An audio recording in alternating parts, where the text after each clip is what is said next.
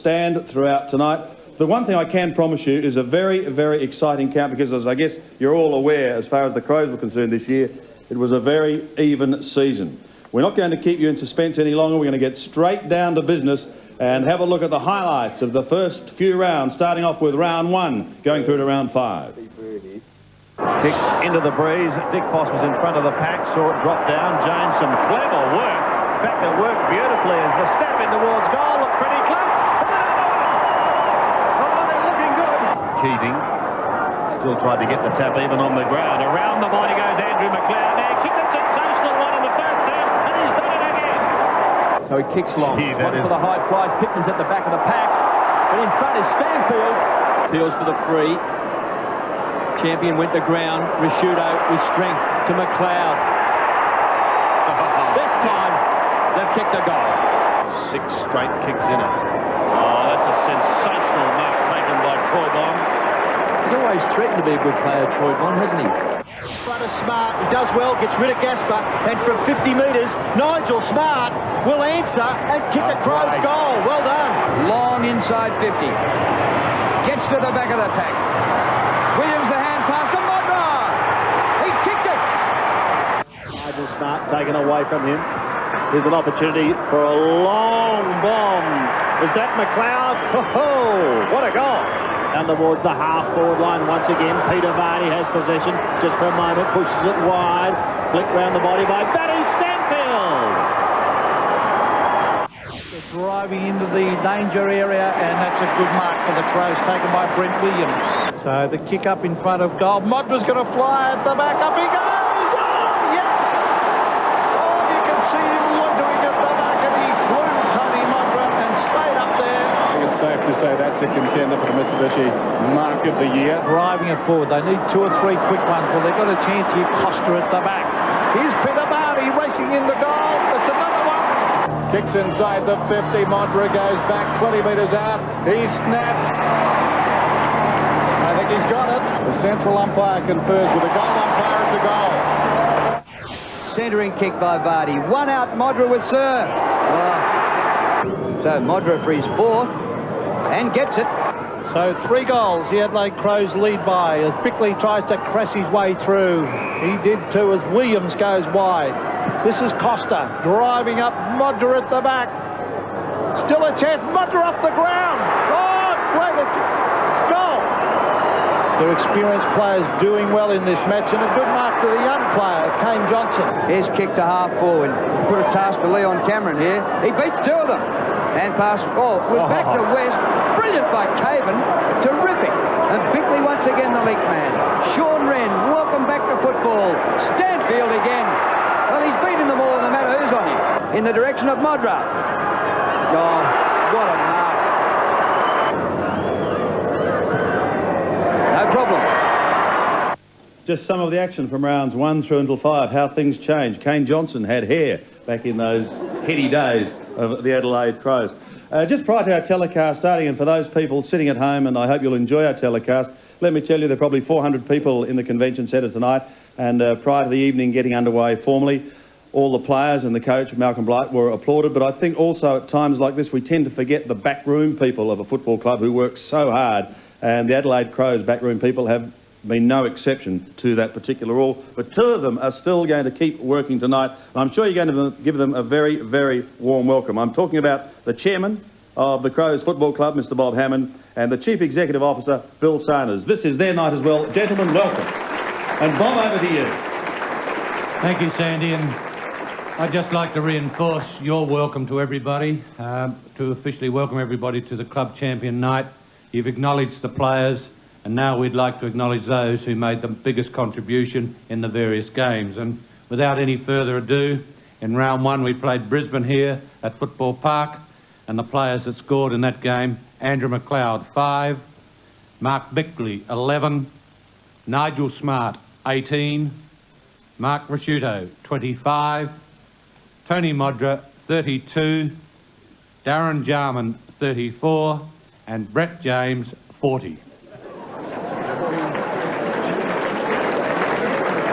Round 2, Richmond at the MCG. Tyson Edwards, 25. Barry Stanfield 26, Brent Williams 26, Rod Jamieson 27 and Nigel Smart 31. Round 3, Carlton at Optus Oval. Kane Johnson 3, Simon Tregenza 3, Nigel Smart 10, Mark Rasciuto 21, Jason McCartney 21, Kim Costa 21 and Rod Jamieson 28.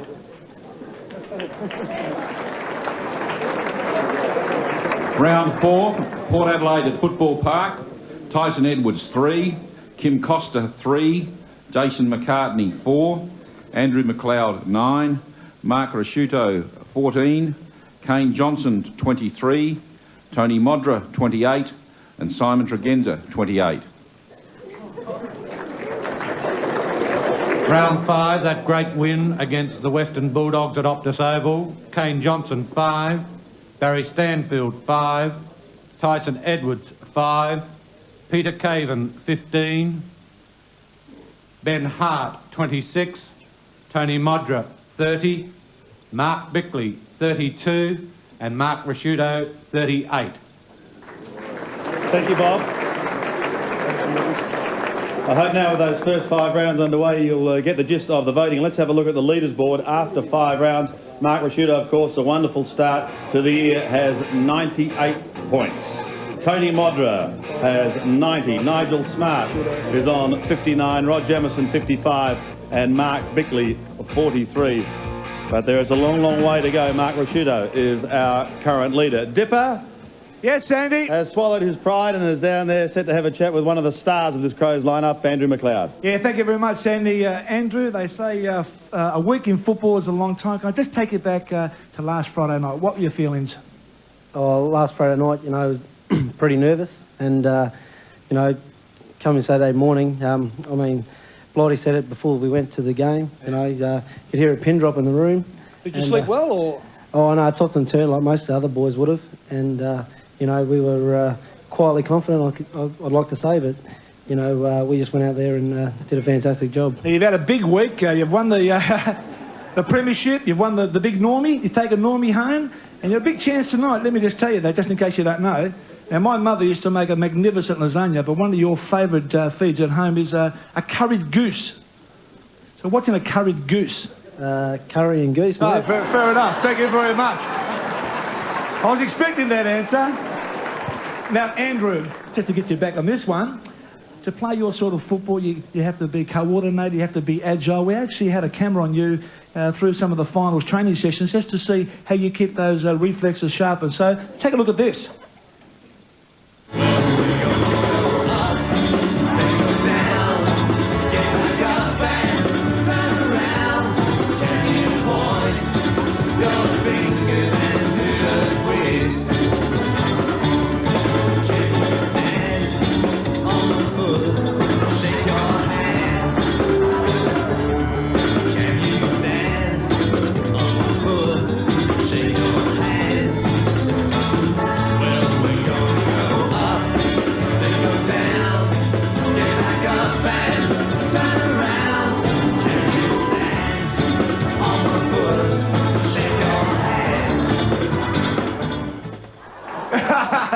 The giggles or the wiggles. Where's Miss Dorothy? He's over there, just right over there, Mr. Jarman himself. Actually, a couple of the other guys was Ben Hart, Tyson Edwards and Peter Vardy. And from one giggle to another, let's take a break.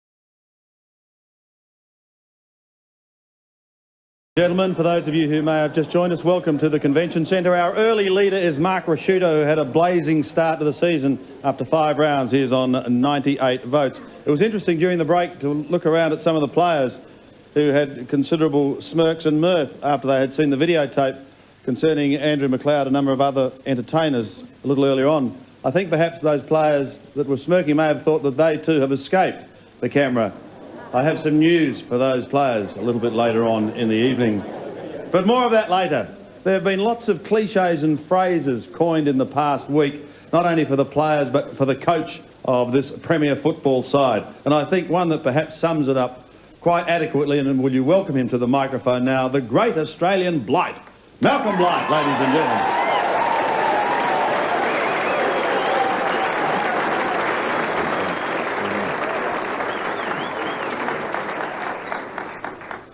Just another quiet week, eh? Yes, it has been. I've actually got my voice back. So's the skipper.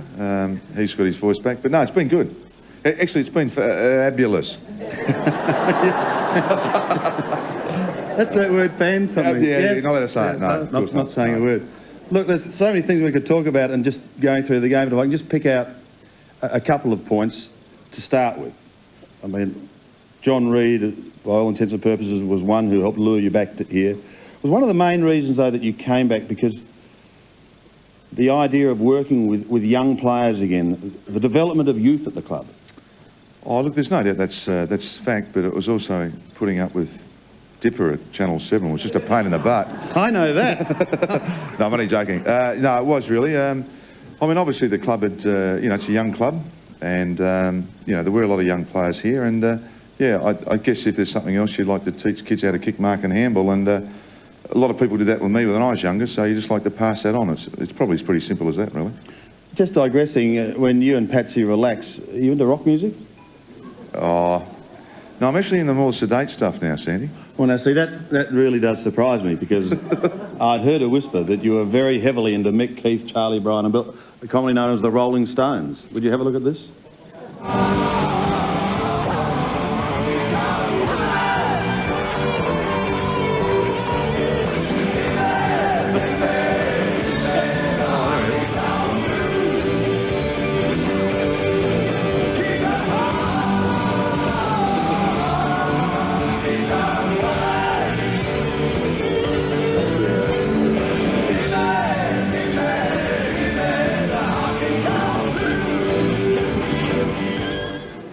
I think the one saving grace is Mick Jagger hasn't got a copy of that tonight.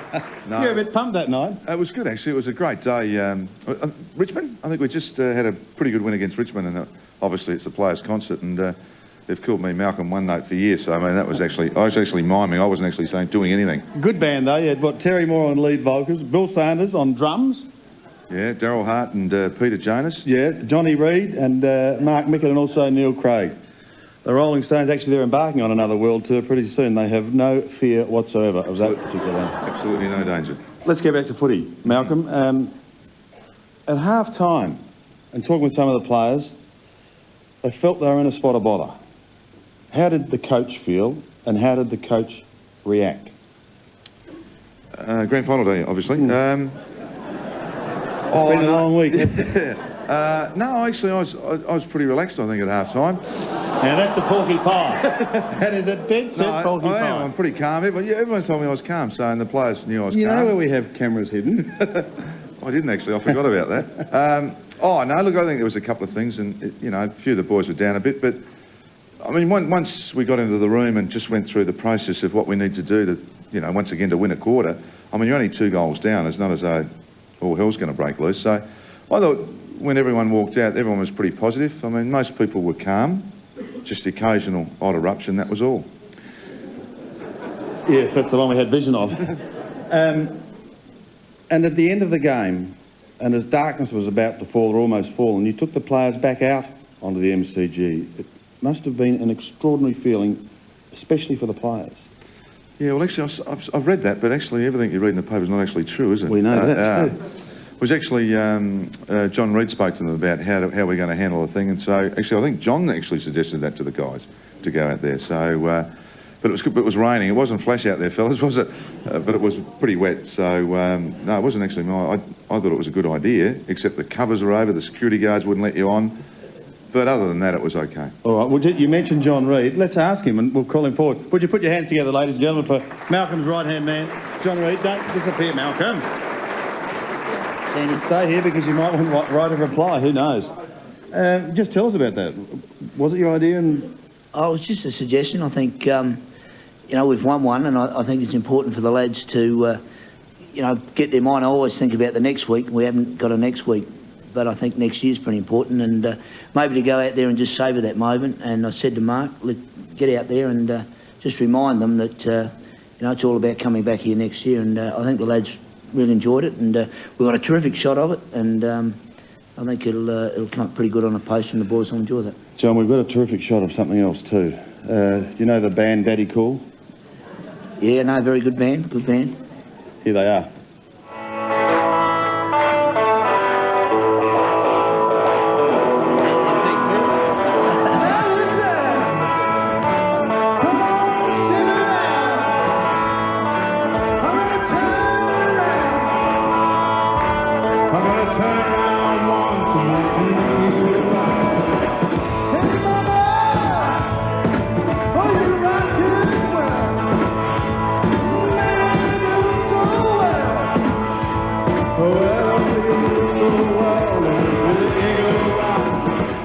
Fair to say whoever released that video could be fired, I'd imagine, by the Crows. Look, it's funny about footballers. They all like to be entertainers, and I can assure you one thing, that we're not going to go too far with that. We were pretty average. John, congratulations on your year. Thanks for joining us tonight. Thank you very much. John Reid, ladies and gentlemen.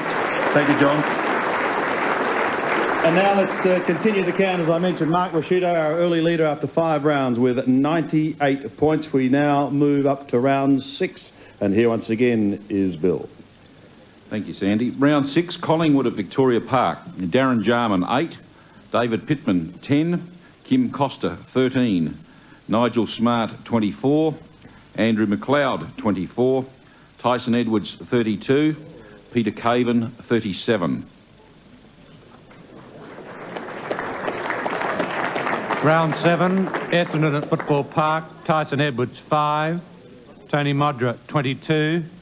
David Pittman, 32. Mark Rashuto, 32. Matthew Robran, 35. And Darren Jarman, 35. Round 8, Sydney at Football Park. Andrew McLeod, 16. Matthew Robran, 20. Kane Johnson, 25. Ben Hart, 31. Mark Rashuto, 39. And Darren Jarman, 40. Round 9, another great win in Melbourne. Hawthorn at Waverley Park. Peter Vardy, 5. Tony Modra, 6. Nigel Smart, 18. Matthew Robran, 27. Mark Rashuto, 31. Ben Hart, 33. And Kim Costa, 36. Round 10, Fremantle at Subiaco. Mark Bickley, 6. David Pittman, 6. Nigel Smart, 11. Matthew Robran, 12. Ben Hart, 26. Peter Vardy, 31. Andrew McLeod, 35. Mark Rashuto, 39. Thank you, Sandy. Thank you, gentlemen. So after round 10, we'll count them down. Some of the young guns starting to come into prominence, and Kane Johnson has a 56, Tyson Edwards 70, Kim Costa 73, Andrew McLeod starting to pick up points now is on 89, Matthew Robran is 94, into the top 5, and Nigel Smart 112, Ben Hart 116, Darren Jarman 117, Tony Modra 118, Mark Rashuto 239 points. With 10 rounds to go. Dipper. Thank you very much, Sandy. We were catching up with Sean Wren. You've had a big week, haven't you? Won a premiership and got your photo on the front page of the paper today with your young boy, Thomas. Yeah, it's not that hard to get your photo on the paper after a premiership. It's something to look back on in the future. Yeah, it's great. Now, can I take you back to the game? Was it the 5-minute mark before the siren went? Did you think that you had the premiership won then, or was it just when the siren went? I was looking at the clock at the 15-minute mark. But no, it was probably about the 25-minute mark that I thought we could have it. You know, very emotional after every goal that was scored, and you know, when that siren went, there's nothing like it. Now, you and I have got something in common. We both are authorities on bananas, and we also are liked by a lot of kids. So just take a look at this one. Lovely lady out of the audience to do this awesome feat today. In my pocket, I have this banana. This just isn't any banana. This is a yellow banana.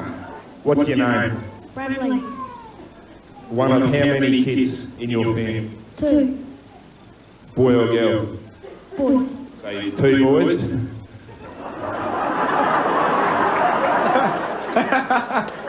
What does that remind you of, Shawnee? A very, very average act, mate. Well, let's peel away.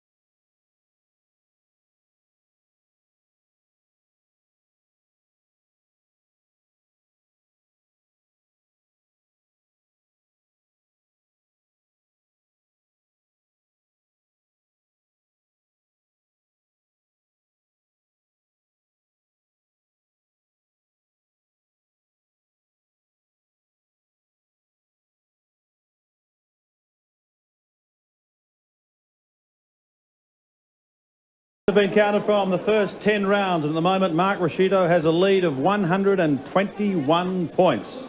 Still a long, long way to go, and at this stage of proceedings, heading into the depths of what turned out to be a relatively mild winter, as we go to highlights now from round 11 through to 16. Kick by Liptak in the direction of Modra. 2 grab 3, Farm. Kicked it in mid-air. That was good play. Farmer has it kicked away from him. Here's Nigel Smart. Races inside 50. Oh, that is a brilliant goal by the centre back. Danger because Robrin is close to the boundary line. Oh, he gets around Robrin. He races in the goal. Oh, brilliant goal. Mark Bickley goes forward. Modra. Oh, brilliant mark. McLeod's kick. Modra goes off the ground. Has he kicked it? I think so. Streams away. Kicks back towards the half-forward line. Oh, Johnson. Great mark. Here's a chance for Draganza. 2 bouncers. He's on 50.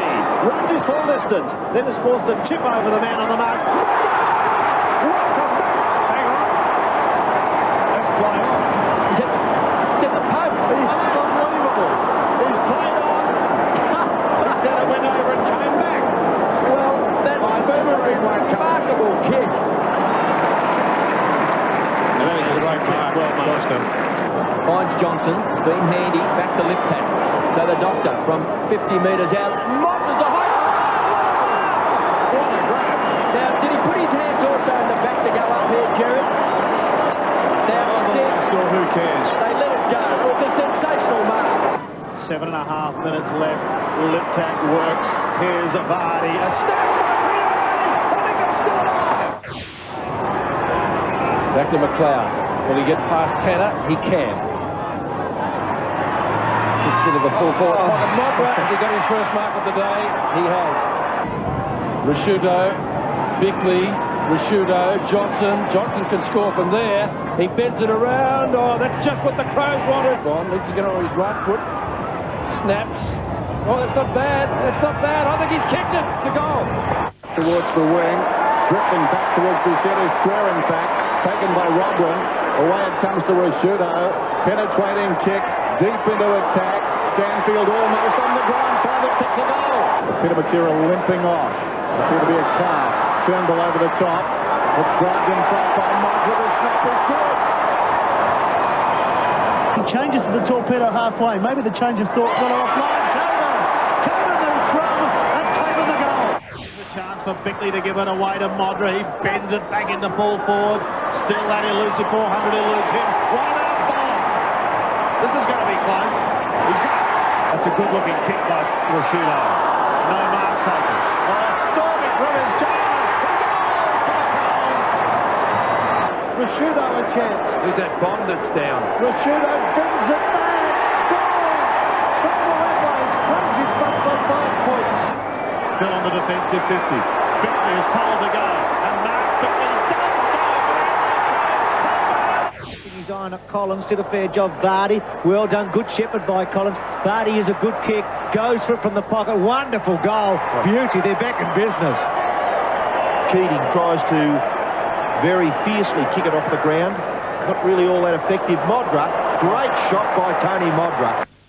Yes, Andrew McLeod playing his 50th game in that particular match, and Tony Modra, of course, notching up number 100 in the clash against St Kilda. So now to the votes. Here once again, Bob Hammond. Round 11, Melbourne at the MCG. Kane Johnson, 4. Peter Vardy, 4. Matthew Liptak, 5. Kim Costa, 9. Nigel Smart, 11. David Pittman, 15. Andrew McLeod, 29. Rod Jamieson, 30. And Mark Bickley, 30. Round 12, North Melbourne at Football Park. Peter Caven, 4. Shane Ellen, 16. Peter Vardy, 24. Mark Bickley, 24. Tony Modra, 25. Andrew McLeod, 39. Round 13, Geelong at Cardinia Park. Mark Bickley, 7. Shane Ellen, 11.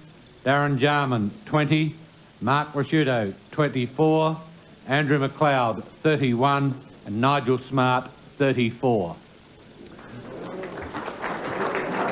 Round 14, West Coast Eagles at Football Park. Peter Caven, 5. Rod Jamieson, 5. Ben Hart, 5. Mark Bickley, 5. Andrew McLeod, 6. Nigel Smart, 31. Mark Rashuto, 33. Matthew Connell, 37. Darren Jarman, 39. Round 15, St Kilda here at Football Park. Mark Bickley, 5. Kim Costa, 6. David Pittman, 10. Troy Bond, 11. Peter Caven, 23. Rod Jamieson, 32. Peter Vardy, 39. Darren Jarman, 39. Round 16, Brisbane at the Gabba. Darren Jarman, 23. Tony Modra, 24. Peter Vardy, 28. Peter Caven, 31. And David Pittman, 32. Thank you, Bill. So after round 16, 6 home and away rounds to go, of course, and don't forget the finals also are included. But let's have a look at our leaders board. From 10, counting down through 1, Peter Caven is on 115. Mark Bickley, 120. Ben Hart, 1 ahead of him. Rod Jamieson, 1 ahead of him. Peter Vardy is on 131. The top 5 looks like this. Tony Modra, 167. Nigel Smart, 188. Andrew McLeod, 194. Darren Jarman, 238. The gap is closing. Mark Rashudo is still our leader, though, on 296. And Dipper looks as though he's trying to get a free feed. Where are you, my boy? I'm down here, Sandy, with Kim Costa. You pick up a few votes, aren't you? Yeah, not too bad, I suppose. You've had a big week, haven't you? Yeah, it's been pretty big. Now, one of the big moves for the Crows this year, you came over and one of the reasons was to play finals football. And is it what it's all about, winning that grand final? Without a doubt. It was amazing feeling. Everybody who played this year was brilliant. Now, 4 finals in 4 weeks was just fantastic. I mean, the fear of losing, did it ever go through your mind on the Friday night before the big one? Yeah, of course it did. I think everybody sort of looked at it, the fear of losing and winning, so... Yeah. Well, listen to this. Now, I understand your wife Rachel's expecting in 6 weeks, is that correct? Yeah, well, apparently Gemma's just made the call. Look at those rates. So, oh, I see what you're talking about. Well, just talking about clothing, I want you to have a look at this.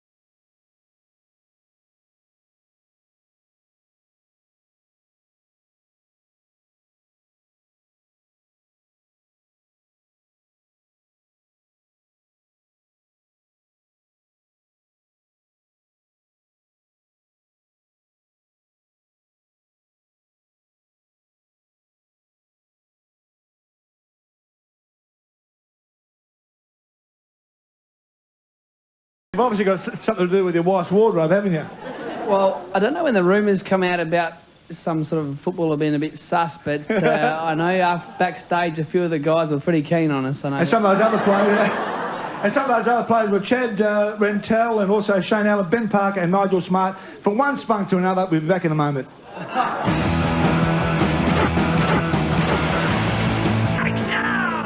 Well, we've looked at the first 16 rounds of the Club Championship Award for 1997. Mark Rasciuto is currently the leader from Darren Jarman. So 6 rounds to go, and of course the fabulous final series.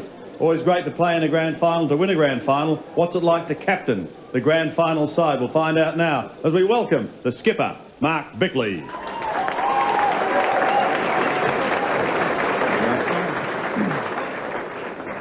Well, what is it like? I think I've said this about 50 times this week. It's magnificent, actually.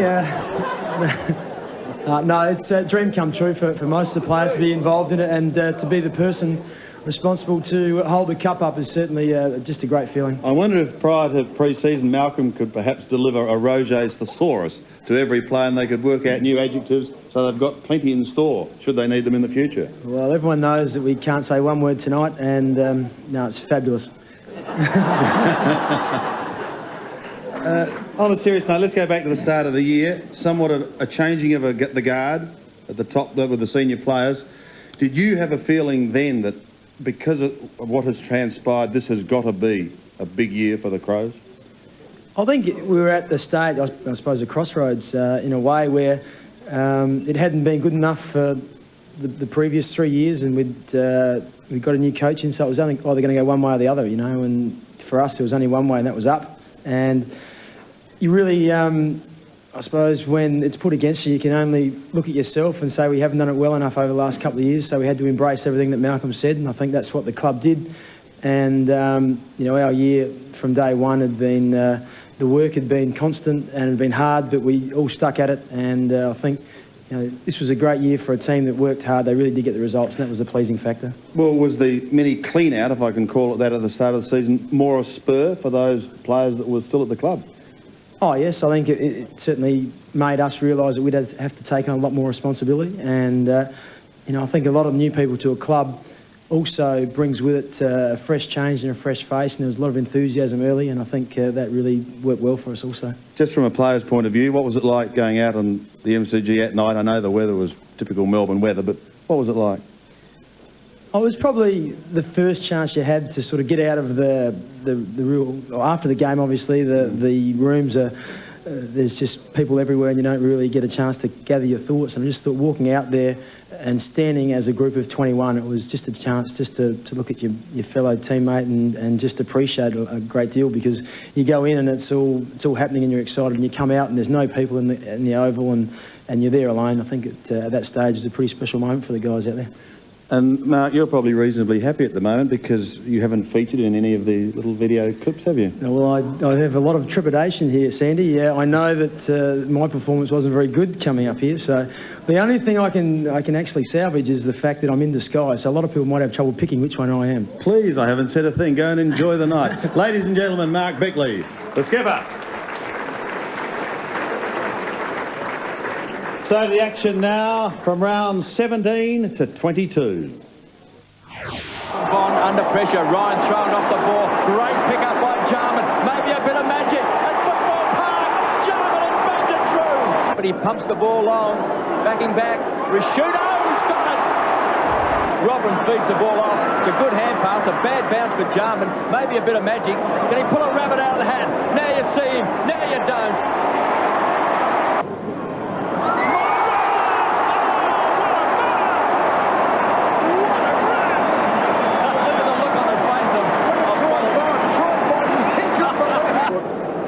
That will come close to mark of the year, you'd reckon. That He's already got that. What they'll be talking about tomorrow is the marking talk. Jarman, can he make it 7? Oh, he has! He can do no wrong! James goes bang and kicks a goal. Peter Caven to the half-forward line. It's no mark, but Barty latches onto it. And from 50 metres, Peter Barty sets out the goal. Oh, great kick. Kick by Hogg over the wing. Dean hits the tap. Caven takes it top mark. Towards the centre of the ground, Wren or danger here because the Crows go forward through Costa. He can have a shot right on 50. Hand pass over the top, should be a gimme. Robert an open goal, kicks one through the middle. Hand pass block. Yeah, that was almost a throw. Vardy snaps and he cuts a ripper. Brewer drags him off it. Jarman his opponent around Eustace. Around Brewer. Jarman great skills from outside 50. By Hart.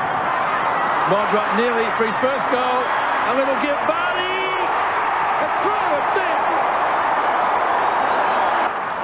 Wren nearly. McLeod with speed. They've got to kick this. He has. Kick forward again by Connell. Mark taken by Vardy. Extend their lead from 1 to 7 points. Picked by Vardy. A great goal. That will be it. Peter Grant. He was up for a week. Oh, that is great stuff.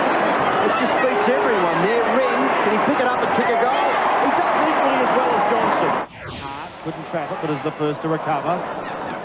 Glides clear and then passes into half forward. That's good because he's found Rintoul. Players streaming across half forward. Costa! From 40, listen to the crowd. They'll tell the story. Kicks to half forward, up towards the 50. Pittman is there. Costa does the scouting. Costa goes towards goal. The kick's a beauty. He goes. Oh, what a ripper mark! Jamison, Pete.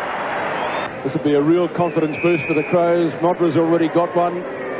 Rod Jamison, 15 metres out, kicks their second. They need a goal just to settle it down. Jamison, great mark. Tall Timber needed there. Chalmers has kicked the goal. There's a kick. Yes, some fabulous highlights there in the home and away series. Mark Rashuda, of course, playing his 100th against the Tigers. So let's continue the count. Bob Hammond. Round 17, Richmond at Football Park. Kim Costa, 7. Brett James, 7. Peter Caven, 20. David Pittman, 38. Mark Bickley, 39. Andrew McLeod, 39. Darren Jarman, 43. Round 18, Carlton at Football Park. Mark Bickley, 4. Andrew McLeod, 10. Matthew Robran, 15. Peter Vardy, 21. Peter Caven, 29. Kim Costa, 30. Sean Wren, 36. Round 19, Port Adelaide at Football Park. David Pittman, 8. Mark Bickley, 9. Sean Wren, 14. Peter Caven, 15. Kim Costa, 23. Darren Jarman, 27. Brett James, 29. Round 20, Western Bulldogs at Football Park. Brett James, 3. Shane Ellen, 3. Andrew McLeod, 5. Sean Wren, 8. Brett Chalmers, 12. Mark Bickley, 15. Kane Johnson, 18. And Ben Hart, 29. Round 21, Collingwood at Football Park. Andrew McLeod, 4. Darren Jarman, 5. Nigel Smart, 9. Ben Hart, 9. Kane Johnson, 10. Matthew Connell, 10. Clay Sampson, 10. Peter Caven, 20. Kim Costa, 22. Chad Rintoul, 28. Round 22, Essendon at Optus Oval. Sean Wren, 4. Ben Hart, 6. Kane Johnson, 15. Peter Caven, 28. Rod Jamison, 31. And Andrew McLeod, 33. Thank you, Bill. So there it is, the home and away series, and things really starting to warm up now as we check our leaders board and we'll count them down 10 through 1.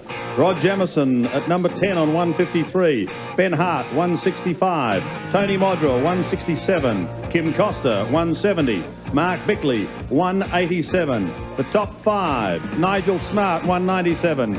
Peter Caven, 227. Andrew McLeod, 285. Mark Rashudo, 296, and a new leader, Darren Jarman, on 313. But we still have the final series to come. I think we're going to be in for a great finish here. Let's go back to our roving reporter, Dipper. Thank you very much, Sandy. Pretty close at the moment, isn't it, Aaron? Yeah, extremely close. I'm enjoying it immensely. Now, Aaron, you've just arrived from training. A big weekend for you. Yeah, hopefully I can win 2 grand finals in 2 weeks. Yeah, why not, eh? Yeah, that's it. Now, we haven't had a meal yet. You've just finished training and, what sort of week has it been for you? I mean, the boys have been enjoying themselves. But try to set him up. You have a look at this, will you? 1, 2, 3. Rosie, I'm on score.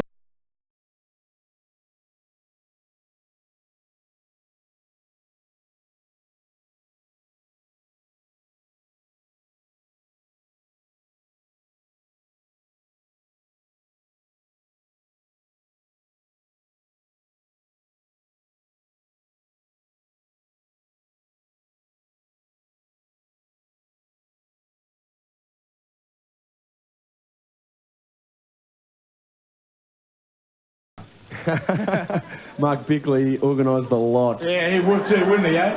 Listen, good luck on the weekend. I hope you do well, and I'm sure after Sunday you'll might entice yourself in one of these. Back to you, Sandy. No, it's not. It's back to a break. Here we go. We'll take a break. Thank you, Dipper. Or as you would say, hello and welcome. We'll take a break and...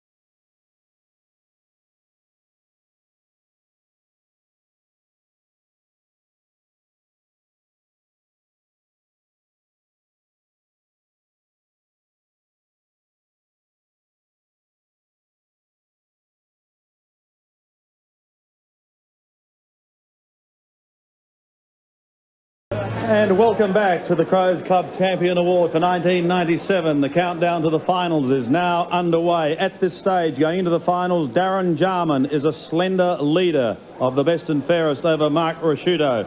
Still plenty of football to come, of course. Darren played his 150th against the Cats. Speaking of football action, let's have a look at some of the highlights now of the final series.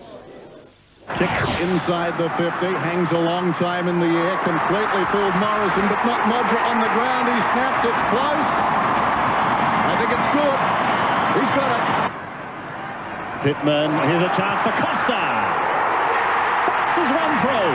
They wanted a free kick. Here's Jarman setting up a great kick. Here comes Smart. Drive from outside 50. Smart runs it home. Sensational play by the Crows. Caven from half-back on the burst. This is a big play for the Crows. Kicks long. Modra from behind. He's got it! Sensational play by Caven. Great mark by Modra. Gets the ball out, taken by the Crows. Connell once more forces forward. Modra's got the centre. That's going to bounce through. Lucky bit. Allen, touch one, gets clear. Oh, it's going to run to another goal. Peter Bay! He drifted into that position now. There's a good mark by the big man. To the head of Hawking. Charging through. Oh, good tackle by Sanderson, but it comes to Costa. Kick Costa. 20 metres out. 15 out. And bang! Down towards Modra. Bang! He lets one go. He lets one go! What a beauty! No mark taken there. Jarman goes inside the high tackle. The advantages to the Crows. McLeod from 51.5 metres. A long bomb. And he has kicked it. Gets it back again. Costa from the skipper. Kick. No mark. Snap by and he's got it. Well made. Well done by Robert. Eventually get it off to Rintoul. Here's Clay Sampson. Does it beautifully. In the pocket. He goes for goal. The Crows hit back. Into the hole comes Bond. This will make it hard for the Cats. They rise as one. A flat-looking punt kick to Bond. What a grab. Crows are only one kick behind. Top Robin gets the call out wide from Chad Rintoul. Chad Rintoul, what a start by the youngster. 30 metres out into the square. Jamieson can trap it, snaps. He's got it on the edge of the centre square. Goes with a fleeting hand pass to Jarman. Beautiful skills by the master Jarman. And he goes! trying to make his mark. Here's a chance. Sampson on the burst. It's a great kick. He's got it. Jarman's at full forward. He jumps and Taker, he looked like he might have been held. No free kick. Chance for Smart. A fumble. He's got it. Smart kicks a goal. He's got it. Jarman. Mr. Magic's got it. The spotlight is on him. 35 metres out. The Crows are in front. Waitman does the ruck work. Bond gets an opportunity, but he's claimed. Flipped in towards goal. Lovely looking tick to Pittman. Kicks towards the forward zone. They need a mark at the back. Not going to be paid. Oh, the stop. Peter Caven gets it outside 50. Wants Wren. Oh, Cloud takes a screamer. Bangs at the half forward. Jarman in port. Takes a beauty. Almost as good as McLeod. Robin and Waitland. Back towards Jarman. Jarman! Yes! Darren Jarman! Fell in front. Rintoul. The Crows lead in all directions. How about that? Shane Ellen, 5 goals in the grand final. Belts it towards full forward. Jarman there. With him was Zilla. Jarman again. Round the body. That'll do. Oh, that will do. There's some wonderful highlights there from the 97 final series.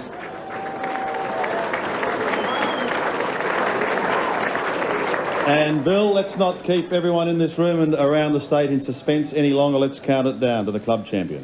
Thank you, Sandy. The first qualifying final, West Coast Eagles at Football Park. Sean Wren, 6. Darren Jarman, 6. Kane Johnson, 11. Kim Costa, 19. Andrew McLeod, 19. Ben Hart, 36. Peter Caven, 36. And Mark Bickley, 41. Second semi-final, Geelong at Football Park. Ben Hart, 5. Matthew Robin, 5. Kim Costa, 6. Peter Caven, 7. Kane Johnson, 10. Simon Goodwin, 11. Nigel Smart, 25. Darren Jarman, 27. Andrew McLeod, 27. Sean Wren, 40.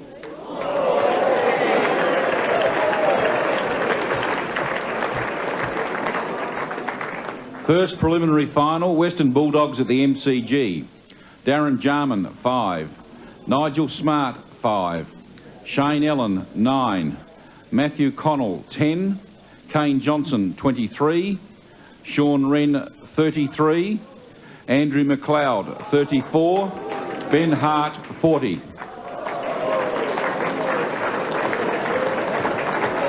The grand final, St Kilda at the MCG. Kane Johnson, 5. David Pittman, 6. Simon Goodwin, 11. Sean Wren, 13. Ben Hart, 26.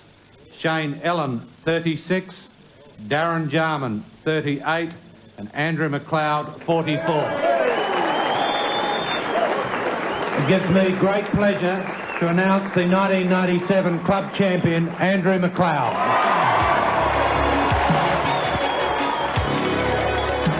Andrew McLeod has won it with 409 points. And he gets a standing ovation here at the Convention Centre.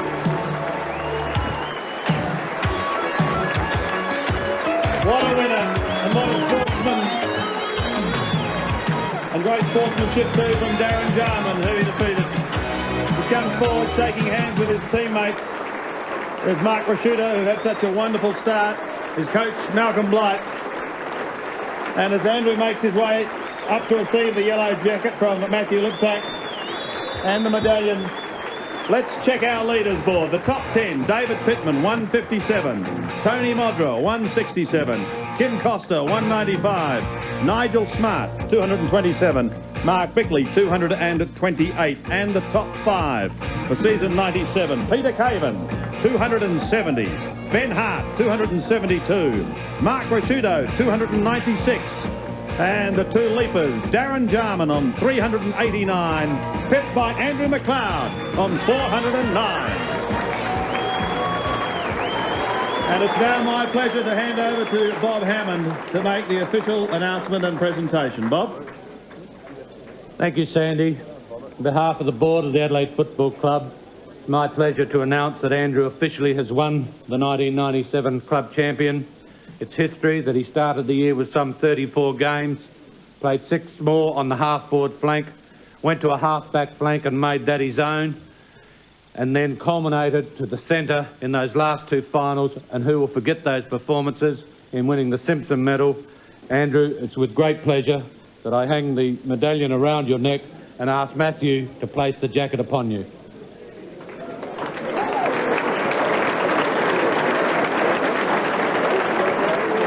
So Matthew Litak places the yellow jacket from one best and fairest to another. Andrew, I think Bob might have inadvertently given you the Simpson medal, but you've won just about everything else. Come over here. Certainly nothing wrong with that. Can I just start off by giving you a quote, and you tell me who said this. I've known he'd been a great player since he was a kid, smashing windows and breaking my fruit trees, kicking the footy. Who said that? The old fella. Perhaps we could call him your father. My dad. Yeah. Jock, who of course played a lot of footy up north. Has he gone home yet? No, he's actually he's watching on a big screen with a few of the mates at somewhere, and I suppose he's had a few beers by now. How do you feel? Can you believe all this is happening? Oh, it's just unbelievable, and I mean, it's just been a dream for me to come from Darwin and to be where I am today, and you know, to play in a premiership side is the best thing that's ever happened to me, and you know, it's just a dream come true. Well, if Dad's watching, I'm sure you'd like to say something to him, because no doubt he is very, very proud of his son. Dad, I love you.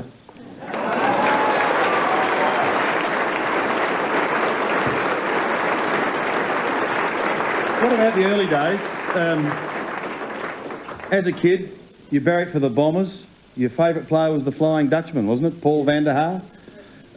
Take us through the history that sees you now at the Adelaide Crows.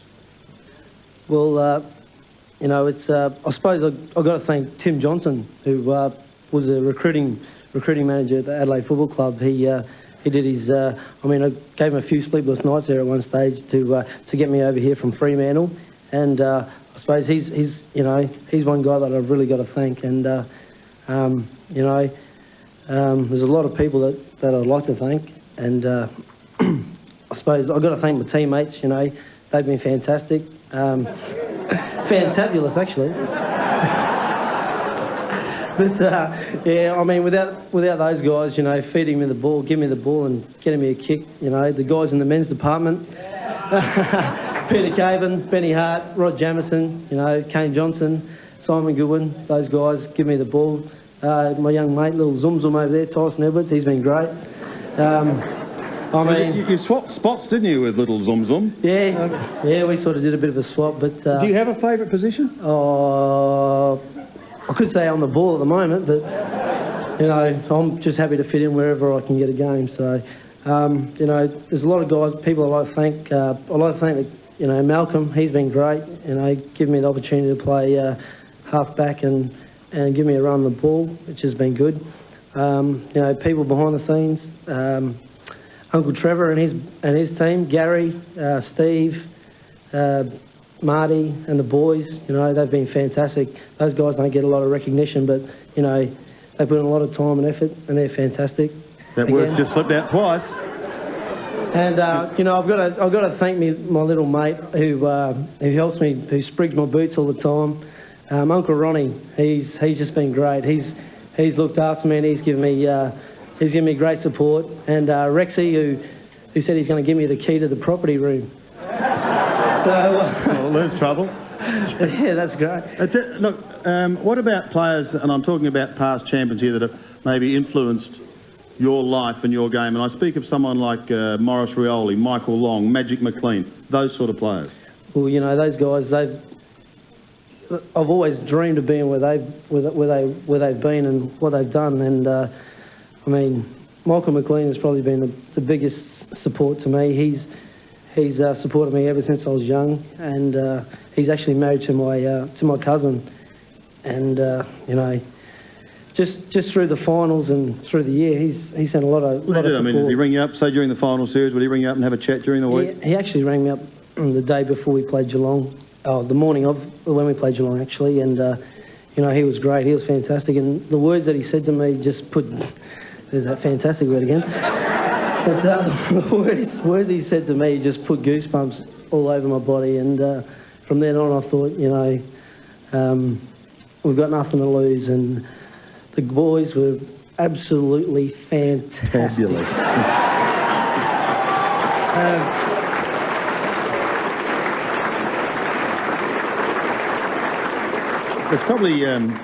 There's probably one other person you've got to thank, isn't there? December the 20th is a fairly big day for you. Yeah, it is a big day, but, you know... No, tell us. Oh, well, you know, I'm getting married on the 20th of December, and...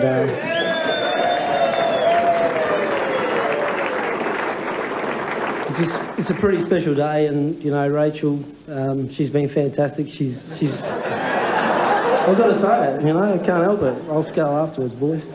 But, you know, she's been... We've been together now for 5 years, and she's been great. And, you know, she's really, you know, she's been through the hard times with me and the good times, and I owe a lot to her.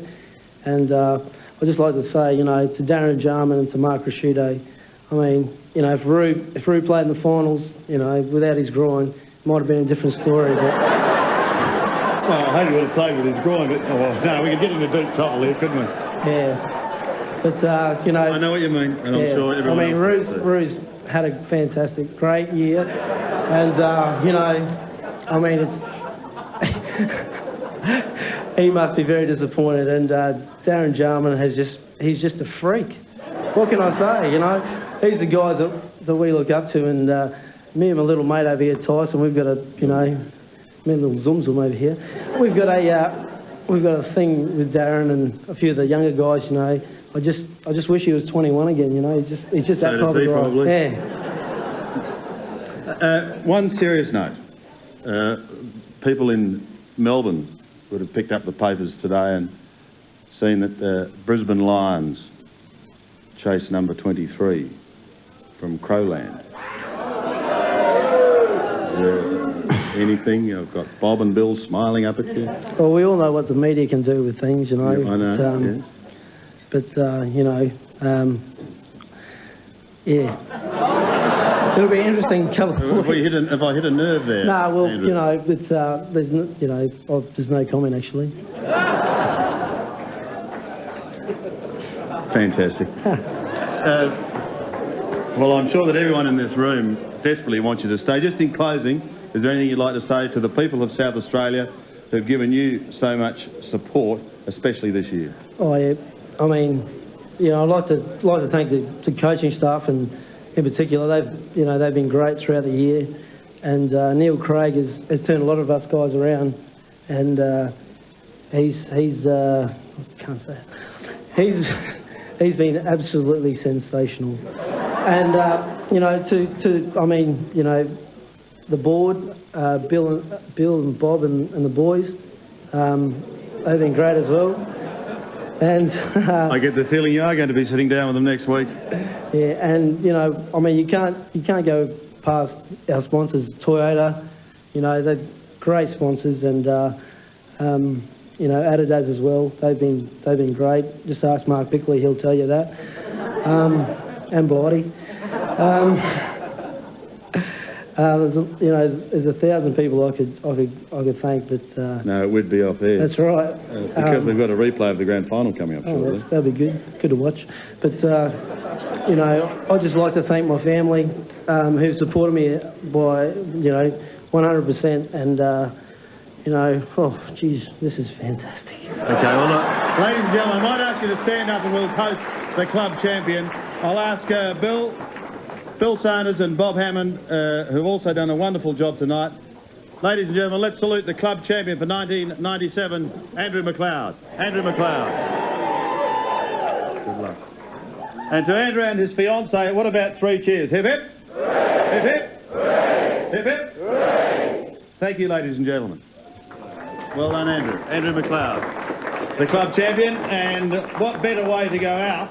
As I said, we've got the grand final coming up shortly, but right now, let's go out with some of the highlights of the 97 final series and that one day. I think St Kilda just. I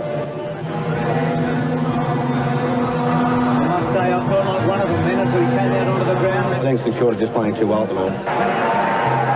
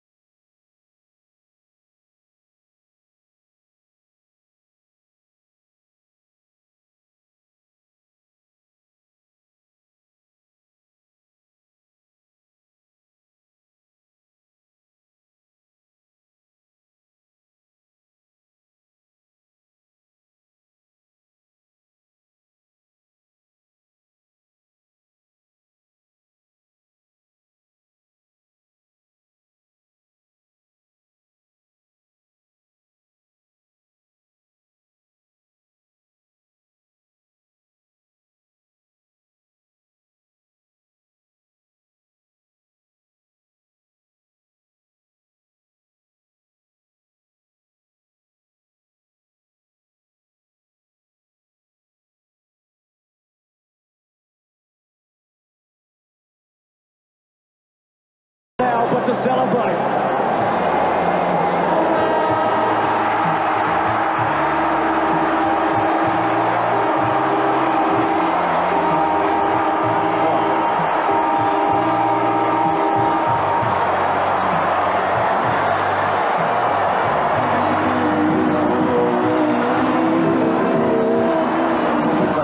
The Norm Smith medal for 1997 is Andrew McLeod of the Adelaide Crows.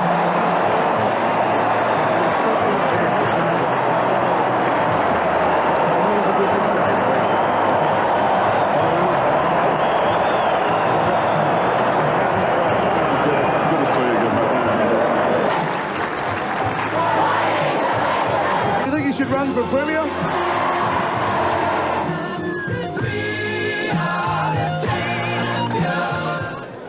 Yes, I think Malcolm will be dancing for some considerable time. That just about wraps up our telecast. Hope you enjoyed it tonight. Wally Smith, the inaugural timekeeper, is not 100%. I know he's watching in hospital tonight. So, Wally, we're certainly thinking of you and we wish you well. Did you enjoy those 4 What a minutes? great 4 minutes that was, eh? But let's not tease him anymore. I mean, Would you like 4 quarters? Well, actually, I've never seen a grand final I haven't played in, and I haven't seen this one because we're actually working on it. But I think we'll sit back and run under Andrew, and we might just sit back and enjoy it, I think. Excellent idea. Our congratulations go out to Andrew McLeod, the club champion for 1997. Now sit back, relax, and enjoy the grand final. Nash will bounce it. Dare I say it, there's Winmar and Hart, but the moment has arrived. We are ready to go. The grand final's about to start. The Crows for the first time, and the Saints for the first time in 26 years. Jarman got his hand on it. Rin started in the centre square for the Crows. Burke will get the first kick of the match. Out wide to Lappin, he's got it. What a way to start for Lappin to get his hands on it. McLeod's on him. Inside 50, lows the target. Did he get a push? No. Pittman is on low. Johnson, the only teenager out there. Back to Hart. What a game he played last week. Gets the Don. He's got him. Bonds on centre wing, has a look down towards right half forward, and Robin, one of the key players for the Crows, marks a long way from home. He's in front of Wakeland. Robin looks down towards centre half forward, still a long way out. Jamie Shanahan uses strength, gets it away to Hutchton. Maxie Hutchton's in trouble. They almost concede a behind. They take it over for the first score. That was by Rodney Keogh. It's a behind for the Adelaide Crows. Let's just check a couple of the match-up. Obviously, Rennie's in the ruck. Pittman's at centre half back on low. Thompson is on Jarman. And Johnson is on Harvey. Justin Peckett will bring it back into play. Has been a very consistent performer for St Kilda. Has not missed a game this year. Comes short. That's okay. Finds Daniels, but he can't hold it. Spills it over the line. Good pressure by Chad Rintoul. And a throw-in the Crows' right forward pocket. The nerves are certainly there. Boundary throw-in right full forward. Crows in attack. Rucks go at it. In front, Smart. Off hands. Connell missed the ball. Ellen playing full forward, hand passes, Zilla spikes it, knocks it about 20 metres from goal. Here's Costa, 25 out, he snaps. Wide of the mark. Behind. Kim Costa for the Crows. Peckett for the Saints on this glorious spring day as it's turned out. The sun is shining so brightly. Peckett straight down the centre, good kick, but it was cut off by Wren. Here's a chance, Jarman to finish, drills, hits the post. Hands on head, can't believe it. Very careful about the kick as he was late last week. I think the kick-in should go wide early. Players are very tense. You go up the centre corridor as Peckett did then. If it's not a real precise kick, well, a goal-scoring opportunity results for the opposition. This time he eludes Allen for the moment, but eventually gets caught in the second attempt. A nervous start. A fierce tackle by Costa. It spills back to Peckett. Justin Peckett runs in towards the middle. McLeod has been one of the form players of this final series. He can set something up for Robin down right half forward. Now Jarman, who will have another shot. Starts it right and it stays right. Another behind. 0-7 last week, Sam, in the opening term. 0-4 this week. Gary Jarman, we know he's such a good kick on the run, but two shots from 45 metres for two behinds. They're the kind of things that really get you off on the scoreboard or actually let the opposition stay in it. 4 behinds in a couple of minutes. Peckett again. A stammering start. This time, longer to the outer side. Finds his mark. Now they're away. Cripps has got it and he's running through half-back. Looks through centre wing and up towards right half-forward. McLeod in the back. Timely mark for the Crows. Wonderful anticipation. McLeod in short, Smart. He's forward at half-back. Crows by 4 points. Smart out wide, setting it up. Pittman using his body, looking to run onto the ball. Burke's in there. Burke a wonderful record against the Crows, as has this man Harvey in short. Hall, sweeping hand pass. Burke again. Burke pulls it back towards the middle. St Kilda in number. Cook and Lappin. McLeod brilliant. Away comes Johnson. Good kick, 2 out wide, wanted Jamison. He had to go hard. Excellent effort. He's Winmar. This would be justice if he could go. He misses.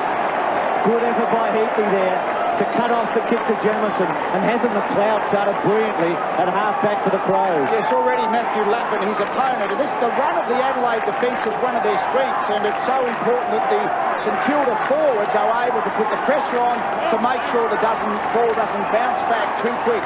Russell Morris, something about Jason Heatley. Yes, Rod Jamison ran him right up to the Crows centre-half forward line, so that was probably explained why Heatley was out of position in that last play.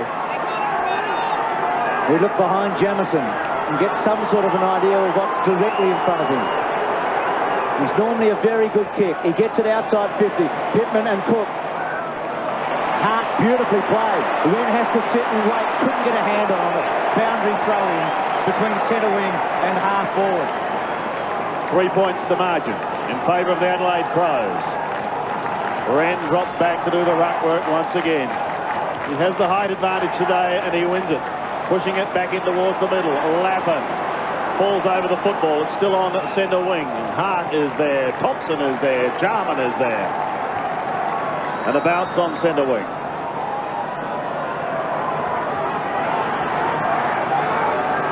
No major surprises to start this game. Wren again slaps it. Thompson tries to drive through, but he's claimed by hard. It finishes with Burke off to Lappin. He's made a positive start. Back to Burke again. Tumbles a putt down towards the half-forward line. Pittman's got to sit and wait. Maybe Winmar will get another chance. Lowe uses absolute strength. He gives it to Heatley. He shoots for goal. And the Saints are on the ball. Back for the bag.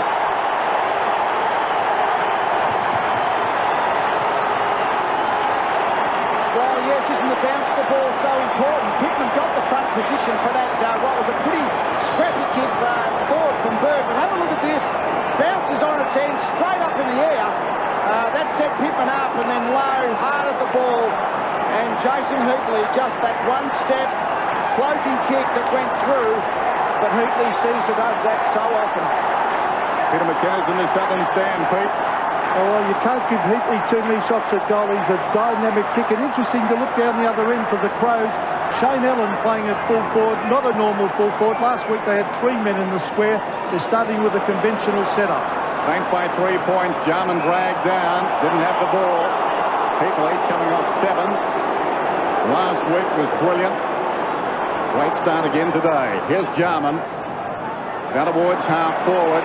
Getting back there is Jones. He's at right half back. The MCG is still throbbing around the outer side. Jones a high ball. Paul in from the side almost. Down in front Harvey. Gathers it. Props. Beats the hand pass across. This is Keogh. Very left-sided. Back to the middle. Paul can take it and break. Paul 60 metres out. Spears the pass. And Heatley's got it about 40 metres out. He's a sharpshooter. He just continues on, Jason Heatley. That one kick, one goal, and then just making the position. It's the standard full forward play, leading to the space between himself and the kicker, and the ball was dropped right in his line. Became a very easy chest mark once he got the 2 or 3 metre gap on Rod Jamison. Remarkable story. 3 games for the West Coast Eagles. 71 goals this season. Heatley, normally so good. It's close. It's bending back. He likes it.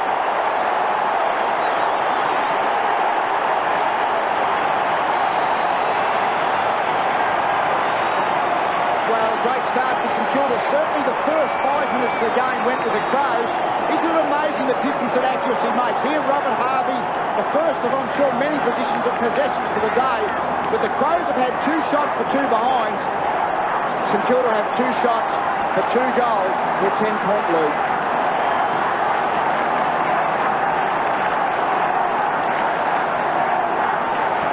Saints by 9 points. Heatley with 2 goals. Fancy the Crows starting Ellen at the other end. He hasn't kicked a goal all season. That surely hasn't happened in a grand final before. Costa to him, and he's got it. Speak of him. He presents himself and takes a mark.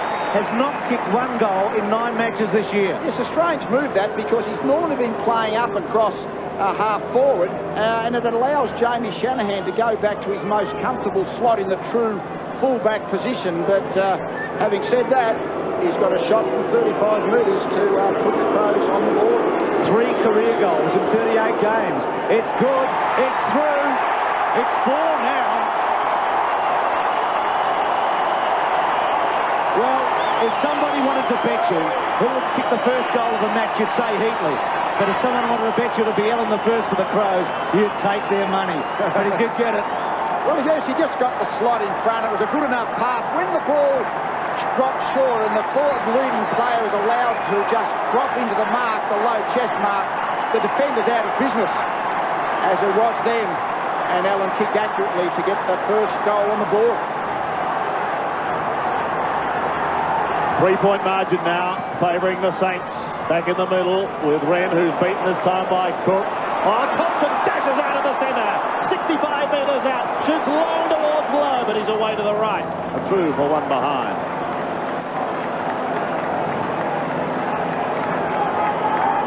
Great dash by Andrew Thompson, playing just his 23rd game.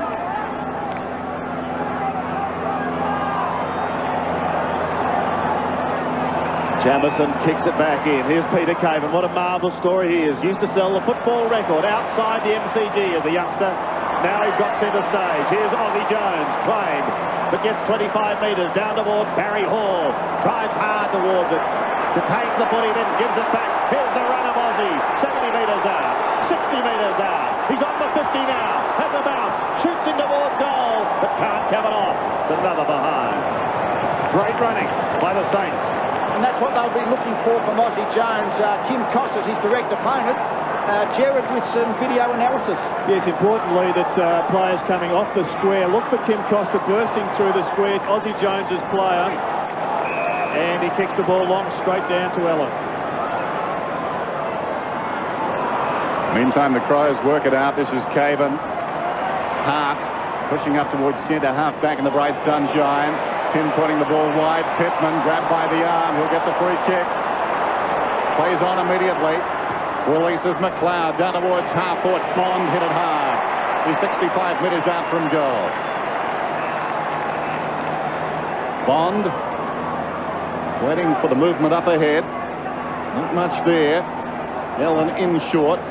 Goes for distance. Turns them around. Wren in from the side. Fisting away as Cook.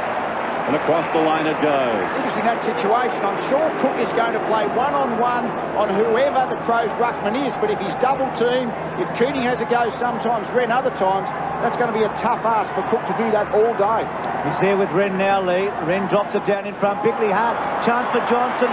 Shanahan gets in there quickly and forces it through for a behind. So the Crows move to 1-5 and the Saints are 2-3. Great crowd here. They sold 1,000 tickets at 11 o'clock this morning to make sure that this stadium would be full. It looks very close to it now. About 95, 96,000 you'd expect. Peckett brings it back in. In towards Jones. He was hit hard and he's going to take a free kick. Well, I think Peckett might learn from that run. He tried to find Daniels early, but the kicker goes above the head of the waiting player. It's set up for the score. A little bit fortunate was Ozzie Jones to get the free kick. Young man turns 21 tomorrow. He gives it across to Max Hudson. In trouble, almost threw it out to Jamie Shanahan. Onto the left foot he goes, coming wide towards centre wing. Bond is at the back and he's got plenty of assistance, but Caven gets a bad bounce. Hall gets a good one. Chips in towards full forward. Barry Hall's kick goes over the top. Hart tries to defend. Heatley almost steals it. Winmar's set to pounce, but they lock it up. Pressure cooker situation for the Crows. There'll be a bounce in St Kilda's left forward pocket. I think that's one of the things that excites us about Barry Hall, when he has to find a yard of acceleration. Big fella, big strong man, but he found that yard to accelerate away from Caven. And then good interception by Heatley, but fortunately the Crows threw the ball up. Forcing a throw in the left forward pocket. Saints by 4 points. Early going of the grand final. And that man already has 2 goals. The aerial view, boundary throw in. Rucks go at it. Low, almost clean possession. Throws it on the boot. Half smothered. Jamison coming through. Didn't have the ball. He'll get the free. He's got the ball and his problems at the moment. Not Jamison. Deep in his own defensive area. 11.5 minutes till quarter time. Taking plenty of time. High one towards half back. Cook's in front. Pittman reaches over the top. Johnson couldn't control it. Cook, well played, knocks it goalward. McLeod deflected it. This is Hart. Hart at wide half back, stumbles. Still he goes. Around in his circle. Boots it up towards the wing. Burke taking no prisoner. Sends it back in. It bounces very high. Jamison knocked away by Heatley. Taken by Thompson. Harvey, some magic. Harvey almost got through. Lappin taken front on. Down he goes. Jarman got him. Whistle. And I think it will be a ball up. Well, I must say both sides' defences are hanging on to the ball a little bit, trying to set it up on the way out. And there's been some half opportunities created. Very good tackling in both forward lines at this point. Saw the Crows coaching panel a moment ago, and another boundary throw in. Heatley, for one, is such a great defender as a forward. He's able to defend very quickly there. The Saints are 4 points in front. It's 2 goals to 1. Pittman and Lowe. Pittman started at centre half-back to release Smart to the forward line. Winmar snares it. It was smothered. Play on call. Good work, Heatley. Improvised. Wren, little kick, not far enough. All hard. Cook. Was it touched? No, it's a mark to Cook. Had to be a precise kick, that one does it. Straight back down the centre corridor with the left side, the non-dominant side from Wren. but really was the ambition outweighed ability on that occasion, which has set up the Cook mark and shot at goal. He too, like Shane Ellen, has not kicked a goal this season. Came back into the team with the injuries to Vidovic, and Everett will kick from 50. Straight in front, gets under it, kicks it poorly, and it manages a behind. So the Saints go to 2-4 and the Crows are 1-5. Again, it will be Rod Jamieson, who ironically, when the Crows came into the competition, was the club's leading goal kicker in 91 with 49 goals. Now he's at the other end of the ground. Jones flies over the top. He's got to beat Costa, and that's a big ask. Two very, very exciting players. That kicks wide and out of bounds on the full. The Saints to bring it back in.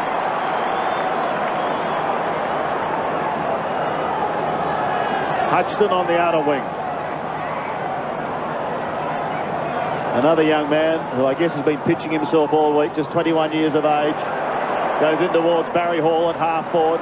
Unable to take it cleanly. Neither could Pittman. Caven works hard. Still he goes. Runs into Burke eventually. It's back with Barry Hall again. Claimed by Simon Goodwin. And again, the umpire comes in the form of Hayden Kennedy for a bounce.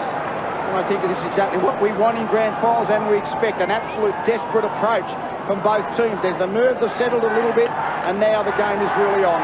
At half forward for St Kilda on this overcast day, but really quite perfect. Winmar steals it. He's held.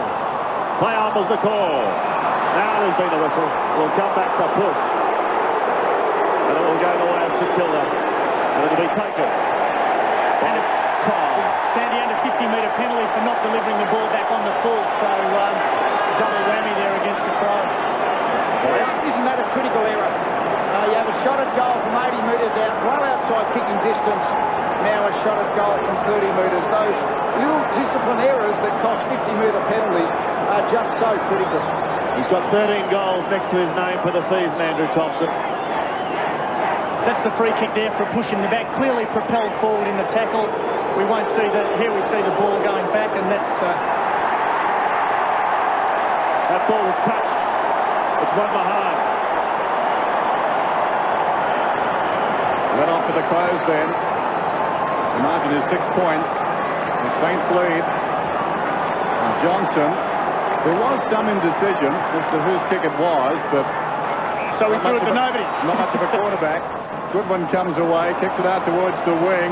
In front is Smart. Hutchton is there. Smart works him off the ball. Still he goes. Well played, Nigel Smart. Costa needs to be quick. Harvey's got him. Feeds it inside. This is Johnson. Johnson's hand pass ill-directed. Robrin at close quarters. Smart right on the 50. Goes for home. Poor effort. In front, Rintoul. Clips the crumbs.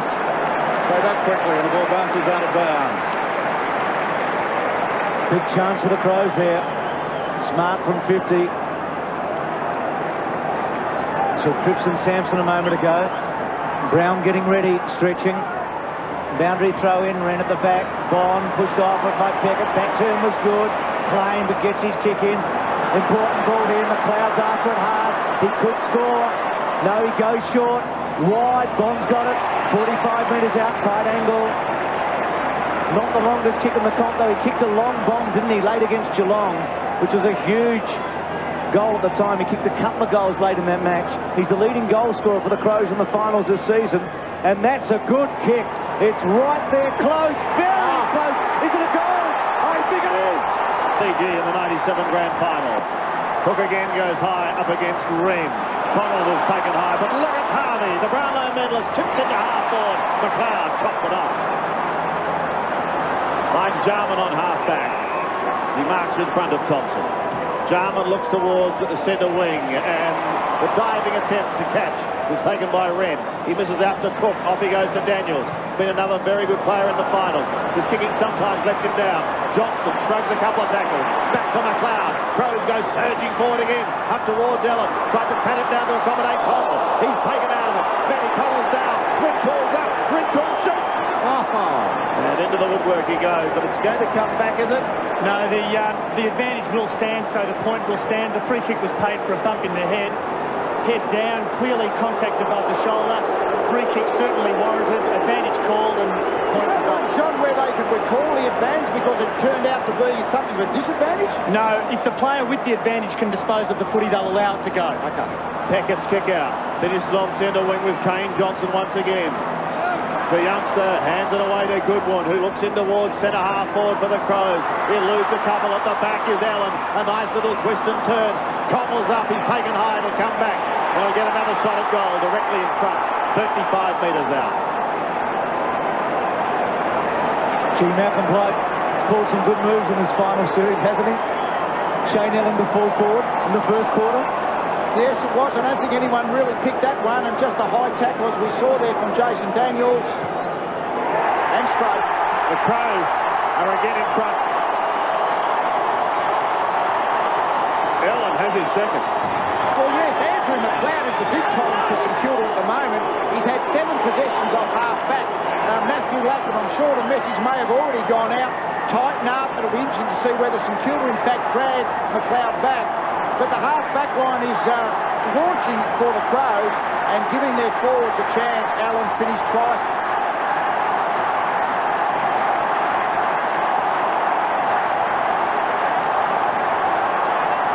Crows by 7 points. Shane Allen's booted 2. Back in the middle. Rucks go at it. Cook knocks it down decisively. Burke hard into the ground. Spills wide. Crashing in there was Cook. Kicking endangers the call. No, high tackle call, Dennis. Johnson's got the free in any case. Quickly down towards half forward. Hudson worked out of it. Smart went down. Cripps over the top. Knocks it away. Jarman fell to the ground. Still Jarman. Ball up. And the Crows enjoying a good period here. A bounce at left half forward. They're up 24-17. Just under 6 minutes till quarter time. Wren is there. Puts the body in front. Pulls it back towards the middle. Exposes the middle to Burke. He had plenty of company. Daniels. Zilla's got it now to Harvey. A whooping hand pass to Thompson. Thompson's away. Now, that's the one. The reason the advantage was called was because the ball went on to St Kilda's advantage, obviously. Then St Kilda unable to dispose of the ball, so the ball will now go back, and Robbie Harvey will take his free kick for that initial high contact. Thanks for that, John. Now, 4th umpire in the box. Who knows what it's like to have the heat of a grand final as an umpire. Harvey there. So the game now goes on. It goes to half forward. Costa to Wren. Wren round the body. Bad bounce for Harvey. Jarman tried to knock it on. Thompson did well. Back to Harvey. 7th possession. He just accumulates them. Good looking kick. What a game McLeod is playing. He's got the ball in the string with a free kick coming back to Winmar. Too high against Hart. So Winmar has had his hands on the footy a couple of times. Well, across the face in the end. He's had his hands on the footy a couple of times, but not many clean possessions. At to full forward, push out surely. Not paid. McLeod again. What a first quarter he's playing as he goes to the safety of the boundary line and he finds it. It's 24-17. It's a hot first quarter. Yes, if you got the ball today, you know there's going to be an opposition player coming at you. That's the way it should be, and that's the way it is. Just under 5 minutes remaining in the first quarter. Wren and Cook won by the ladder. No one's able to sneak it away. Back to McLeod. Did it go far enough? Yes, said the umpire. McLeod comes wide towards the half-back line. Matty Connell copped a hard one a few moments ago, but he's up and bouncing away now. Kicks towards centre wing. Peter Caven. If it sits, he's away. Caven has a bounce. He's almost down to right half forward. Daniels gives chase, but Caven's clear. Floating punt kick. Wobbles in towards the pocket. Difficult one for Nigel Smart. And it beats him over the line in the right forward pocket. And that's exactly the kind of play that the Crows want from Caven. Pittman's back on Lowe to try and stop Lowe's marking power, but also Caven is on Hall, the third of the marking forward for St Kilda, so that Caven can take the punt and charge upfield as he did then. Saints making a change with Rodney Keogh coming onto the ground. Robin's doing the ruck work. Here's an opportunity for Allen. Again, into the woodwork. 3 of them. Video analysis, Gerard Healy. Yes, thanks, Andy. Pressure all important. All players have to work both ways at the last centre bounce. Watch for Darren Jarman here. Put the pressure on Rob Harvey and affect the push in the back, which saves them a goal. And Keogh now on to McLeod in place of Lappin. Pickett's kicked it in. It's across the line, so a boundary throw in just outside the attacking 50 for the Crows, who lead 25-17. Wren and Cook. Cook has done pretty well. Wren won that one, though. Down to Daniels. Under pressure. Found a teammate good enough. Jones has it. Jones up towards the wing. Not much value there. Looking for Harvey. Knocked away by Johnson. It's out of bounds. Neil Curley's down on the boundary. Neil? Just a little one from the Crows' point of view. We have Bickley on Burke. Burke is getting quite a bit of ball, and Bickley is yet to have many possessions at all. That's an important one. Jones, Costa. Jones goes to ground. Costa's been all right. High one round the body. Back to about centre wing. Smart front spot. Well done, Hudson. Down to Winmar. Winmar over the top. Here's Burke, who Neil spoke about a moment ago. Delivers the full forward beautifully. Great mark, Heatley. He took it out in front of him like a champion full forward should. That was a great take. He had to actually take it in his hands. If he tried to mark it on his chest, Jamieson would have got there to spoil, but Burke just drilled. Have a look at the low trajectory of the kick. It goes low, so he can just reach out in front of his eyes, Heatley. Got the eyes behind the hands, so to watch the ball firmly into his hands, that's the way to mark the ball. He's a fast starter, Heatley. 3 goals against North in the prelim final. Peter McKenna, you wouldn't back against him from here. One of the best kicks in the competition, a very long kick, and he kicks right through the ball, Bruce, as you'll see. He's given it his best. He likes it, but he's just missed. So Heatley, off to a fast start here, just missing to the left. And that's spoiled from half-back by Hudson that initiated that launch. So important. Goodwin gets it from Jamieson. Goodwin's away. Kicks up towards the half-back flank, and Costa takes the mark. Positive signs for the Crows with some of their young stars really opening up, full of run. Kane Johnson, one in particular. Robert on the outer side, has it now, and away he goes. Looks up towards half forward, up towards Nigel Smart, who's out in front. Still a long way out is Smart, 65 metres. Heads towards full forward. Shanahan stands his ground. The ball still free to Peckett. He gets it away to Burks, and Kilner out of trouble. Kick is not a good one, however. And Matty Connell will propel the Crows back into their attacking zone. Not a lot on offer. He just drifted inside 50. Peter Caven from a standing start. Punts it high. Was almost caught in the spotlight for a moment. How often have we seen Caven alone in the forward 50-metre area from the Crows, charges down the ground. Hall got there within his vicinity. The 10 metres is too far away to prevent him being used. Ziller goes from the back pocket. Knocked down in front by Wakeland. Loose ball, Smart. Robran from 60 down towards full forward. It hangs a long time in the air, some indecision. Eventually Ziller comes to it. The hand pass knocked down by Ellen and across the boundary line.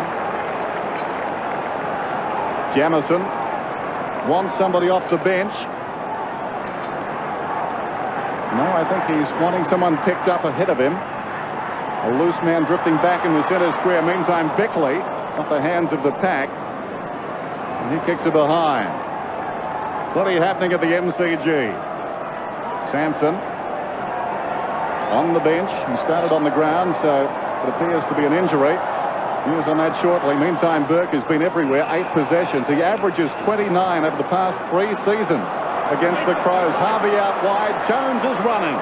And that's danger for the Crows. Costa in pursuit. Jones the length of the ground nearly. 60 out. Will he take them all on? Handball inside to Thompson. A fumble.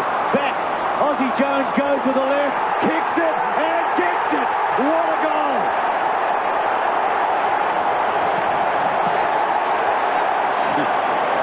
Well, they'll talk about that one for a while. I was about to say, Bruce, that St Kilda have been a little bit sloppy from their kick-ins. And the 2 big guns, though. Burke kicked the ball into Harvey. Harvey set up Jones. Well, then Jones just carried it. Some fantastic shepherds. Here we see he went a bit too far. Over to Thompson. Back to Jones. Left foot. Beautiful carry. Beautiful finish.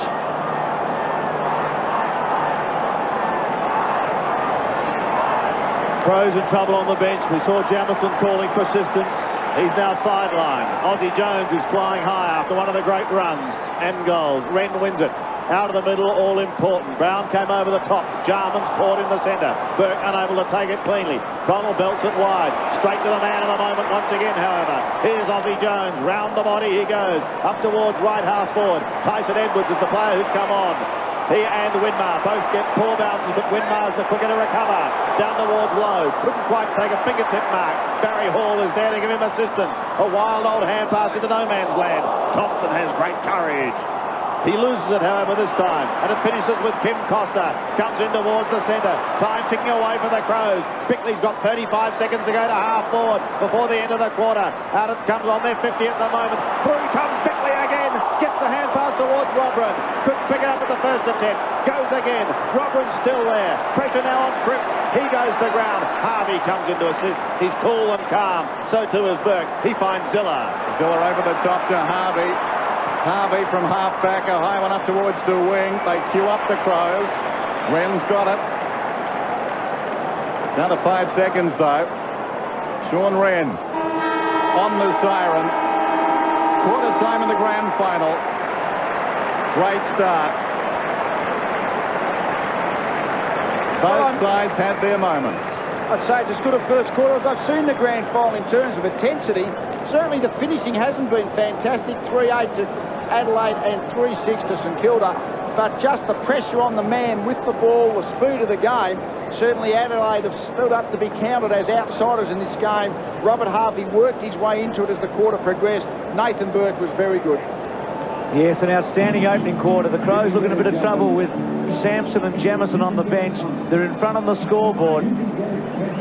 It's 3-8 to 3-6 at quarter time. Great view there of the Melbourne Cricket Ground and the city in the background. Let's go down and join Lee now with the whiteboard to check out who's on who at quarter time. Lee. Thanks, Bruce. Just confirm the forward 50-metre areas, I think. Heatley's pretty much one out for St Kilda. Jamison's hurt himself. Hart back there now. Hall and Caven. Caven's got down the field. The half-back line of the moment is really running hard. McLeod's getting a lot of the ball, lapping off Keogh on. Basically, the running power of the Adelaide defence outplaying the marking power of the St Kilda forwards.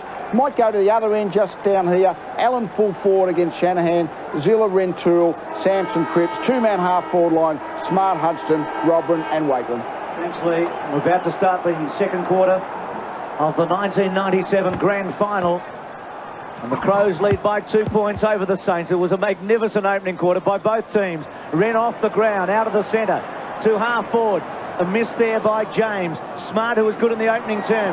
James forces forward under pressure. Jones overran it. Johnson with him. Ducking down low was Costa. They call for holding the footy, and he's gone. One of the tackles looked a bit high at one stage, but Jones has got it and kicked the most sensational goal in the opening quarter. Harvey, 11th possession. Out wide, kicks to centre wing. Winmar up high. With him is Edwards. Connell, happy to see it roll over the fence. Neil, we're pretty keen to find out about Jamison and also Sampson. Neil Curley. Sampson's the best of the two. He's got a slight knock to the leg. He should be okay for further activity. But Jamison at this stage, hamstring gone, would be in serious doubt. Tragic news there for Rodney Jamison. Thompson is locked up on the outer side. Only Tyson at the bench makes it tough.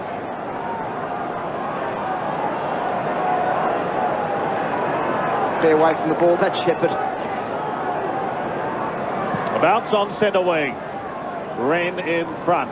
Burke waiting down. Connell giving chase. Burke towards the line. Does it beautifully to Harvey, who just goes over. I'm sure Malcolm Blight is thinking about that matchup. Johnson is basically just not getting any of the ball. Really, all he's doing is chasing Harvey around, and Harvey is just getting a lot of it. Might be thinking about just what he can do in that situation. Not only very fit, Robert Harvey, but also very strong. Some at the club consider him, pound for pound, the strongest player in the competition. What happened with the Saints at quarter time? Russell Morris. Yeah, Stan's very concerned about the kick-outs. Very, very loose, allowing Adelaide to run the ball out of their forward line all too easily. And also to protect the ball carrier. Very concerned about that.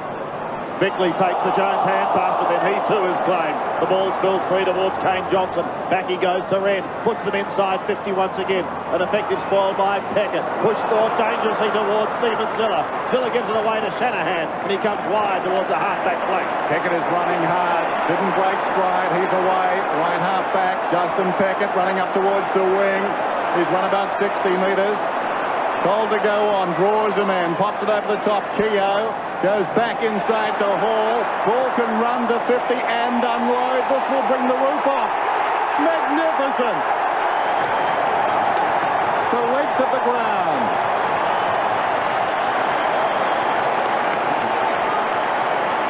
Well, that's exhilarating running football, isn't it, by St Kilda? They were under pressure in the full back line position.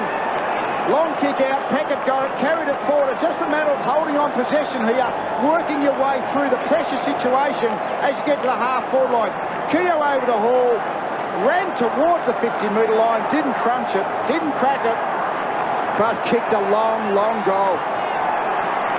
Gee, you'd bottle Jones's goal at Hall's, wouldn't you?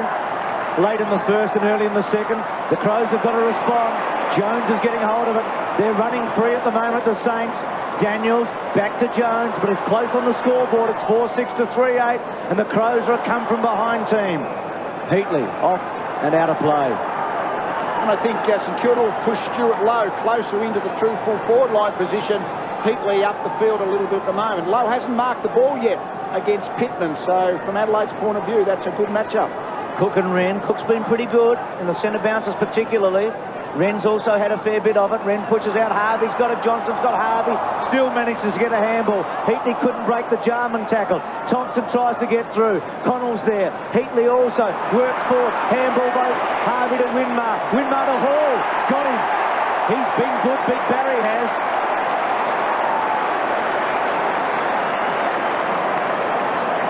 Yes, he has. Caven's got up the field against him and put the pressure on him running back. But that goal from Hall, and now another shot, is nothing like kicking a couple of goals to make a backman aware of your presence and make sure he's a little bit more reticent about leaving you too early. Harvey's ability then just to win the ball in what was a real 50-50 competition and get it to Winmar. Can Barry kick his second in 2 minutes? It looks good. It's a beauty.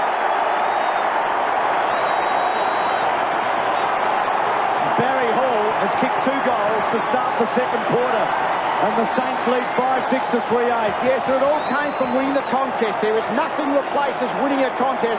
This pack situation, I mean, in this situation here, there must have been 6-8 players touch the ball. Who was going to extricate it from the pack? Guess who? Robert Harvey eventually comes out with it, just able to lay off the Mickey Winmar, and then Hall just had to run into the space, and Winmar set it up. Great, great play by St Kilda. Barry Hall, the unlikely hero at the moment for St Kilda as we go back in the middle. Suddenly they lead by 10 points. Harvey is slung to the ground, loses the ball. So too did Keogh, but he's quick to go again in the middle. And I think importantly, Cook got up and got his hand to the ball over Wren. Certainly Adelaide aren't dominating the ruck work in the centre square, which was one of their big hopes pre-match. Still in the middle. No one able to take it cleanly. Keogh to Burke, almost taken high. Wren butters up. Burke may get another chance, so too Keogh. Rodney Keogh from 48 metres. Wobbles it into full forward. Barry Hall again.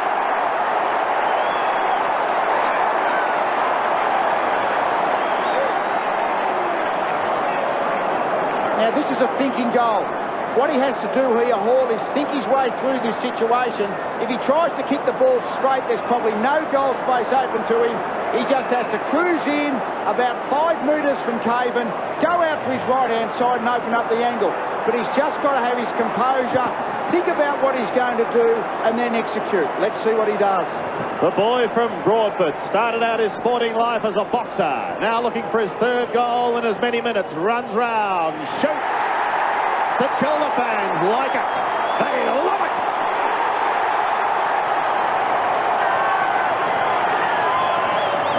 Barry Hall, 6 to the Saints, 6-6, play 3-8. He's marked the ball, 3 goals. I don't think Caven's going to bob up in the Adelaide forward line all that much from now on, now that his opponent's kicked 3 goals. He marks the ball, another good centre bounce, flowy clearance. when Hall marched the ball, but as I mentioned, he had to think his way through scoring the goal, thought it out and did it. Barry Hall putting his stamp on this game. New ruckman, Sierakowski to the left, Keating to the right. Up they go again. The Saints out of the middle. Keogh to Thompson. Thompson inside the 50. They'll contest about 30 metres out. No contest. On the ground, Heatley on the chest. And Rod Keogh out of the centre square. He's actually having a run in the centre square now. Nathan Burt went half forward, and Keogh, really good hard work in there, got the ball forward, and then really Pittman, Lowe and Hart really didn't think Heatley was in the contest, so he didn't go and dropped right in Heatley's lap. He's got two this afternoon. A slight break in the Barry Hall show. Heatley, get back in from here. The poster. Well, the Crows had their share at this end. Gerard? Yes, well, maybe the Barry Hall show, but it's also the Rod Keogh show. The classic 3-on-1 situation here. Here's Rod Keogh will get the ball. He's got two options here, Peckett, and here Hall. And let's see what happens when he makes the correct decision. He goes over the top to the longer kicking Hall in space. Peckett can shepherd. Result a goal. Crows under fire. Hart, McLeod, good mark. What a first quarter he played. Keogh came onto him. McLeod away. Kicks the ball to Smart. Tries to do it on his chest. Well played, Max Hudson. Missed by Keating. Sierakowski, they both just come onto the ground. Hudson, Peckett. It's all happening for the Saints. Peckett out very, very wide to Heatley. Heatley with it. Runs it out. Boundary throw in. Young Max Hudson, first year in AFL football from Brisbane, but he's executed some excellent spoils at this point on Nigel Smart. Smart can't get in the game down there. He's got his half chances, but Hudson quick enough to get there, get the fist into spoil. Jamison around the boundary line, a forlorn figure. Looks no chance to come back. Johnson, good pick-up, good tackle by Burt. Taken by James. Short little kick by James goes towards McLeod on centre wing. Oh, somehow he escapes. He's beaten three of them. Goes back again, but well played. Up towards centre wing. Mark not taken by Goodwin. Peckett's almost taken high by Connell. Kane Johnson gets another chance, and he does it well to his captain, Mark Bickley. Bickley through the middle. The Crows want a steadying goal badly. Down towards centre half forward. Shanahan in front of Ellen.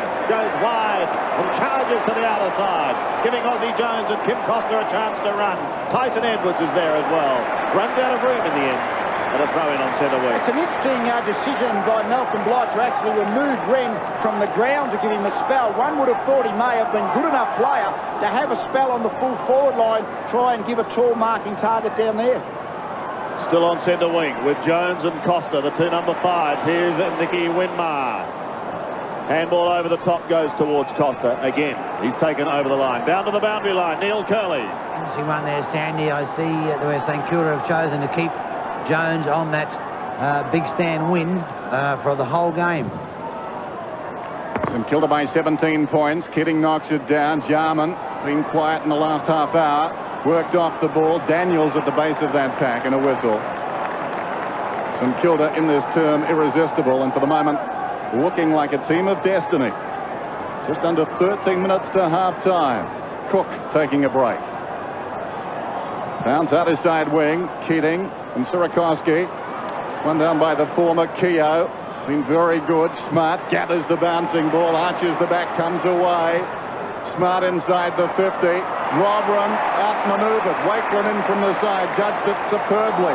The kick, not the equal of the mark. Robran picks it up, feeds it across to Connell. Connell goes off a step. It hangs a long time in the air. Shanahan knocks it down. Waiting in front was Keogh. Lost it. McLeod did brilliantly. Ellen crashed to the ground by Shanahan. In goes Zilla. Didn't appear to have it.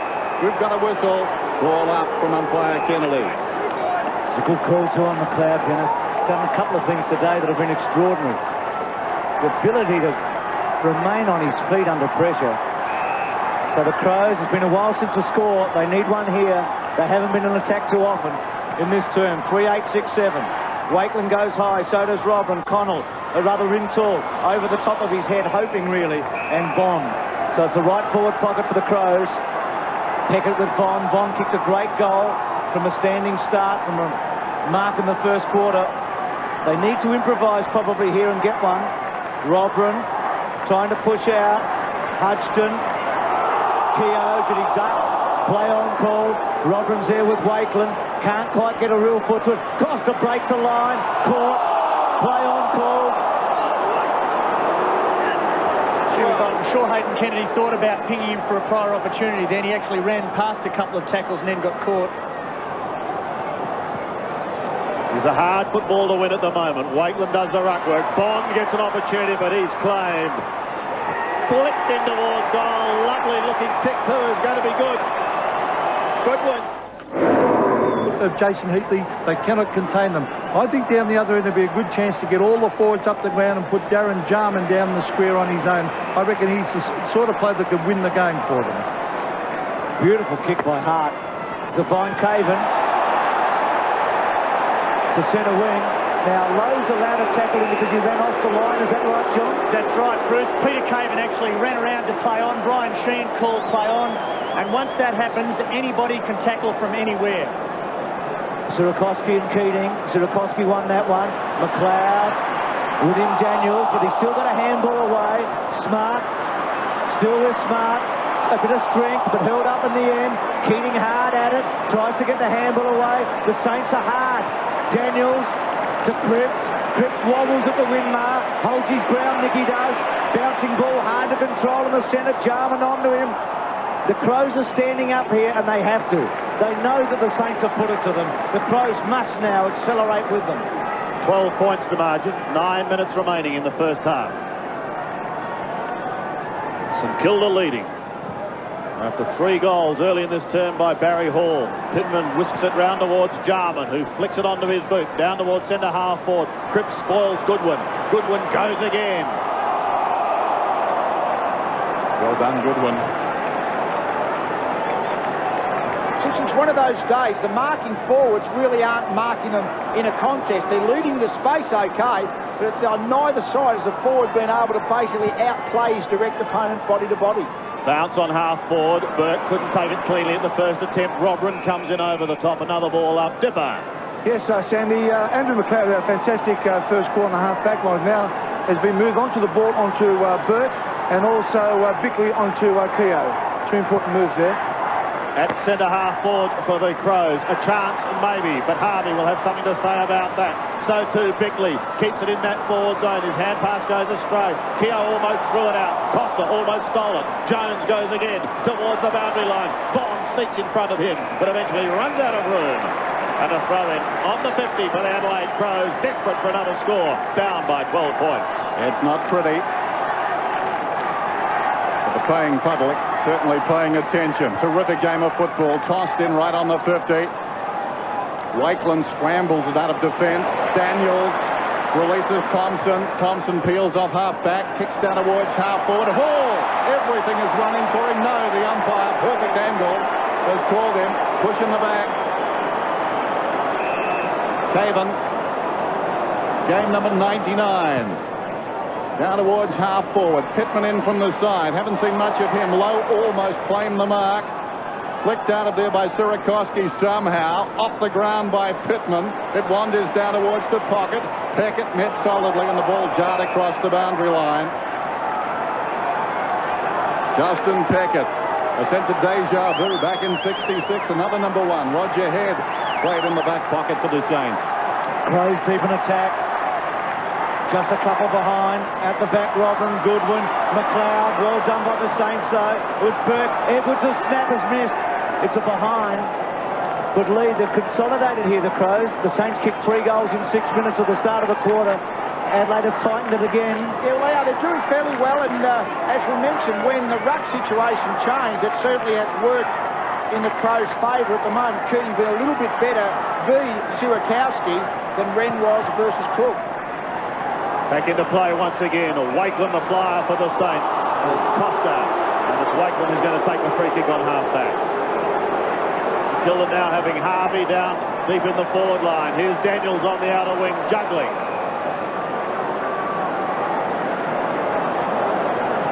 Under 7 minutes remaining in the second quarter. To left half forward. Who's going to be first to recover? Caven or Hall? They both go hard at it. Hall still going. Caven still going. Barry Hall says, I'll take it. Tries to storm his way through. It pops the handball straight up in the air. Difficult one for Lowe. Hurried kick by Jarman, goes back towards centre wing. Difficult one as it bounces low. Up towards right half forward. Charging his Cripps. Claim, but gets his kick down the half forward, and a beautiful fingertip mark.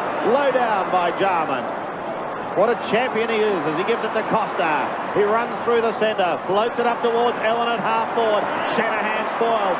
Shanahan recovers and defends towards the boundary line. Kept in play, however. Ellen sneaks away the hand pass. Edwards flicks to Bond. Well, delightful flick back into play after that ball appeared to be over the line. And now Troy Bond has a chance to kick his second. In the forward line, keep the ball alive. That's what that's all about. If it's in defence, let the ball run over. But in the forward line, keep it inside, and the Crows set it up from that. The Crows are pegging them back. Bond has his second.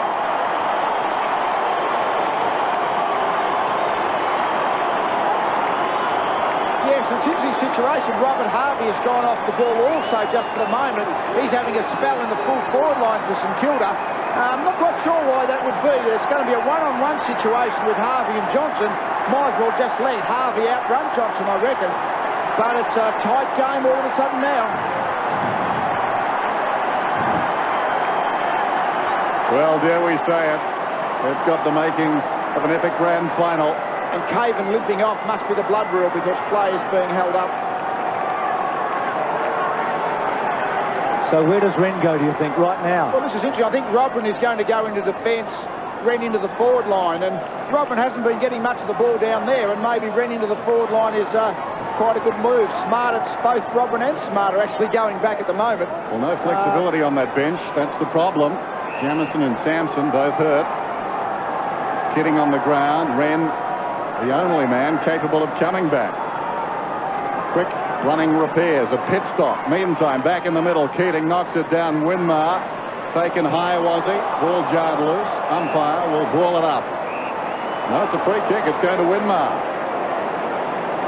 It was taken high. Alongside the centre circle, kicks inside the 50. Hart, timely fist on that one. Good intervention off the ground by Connell.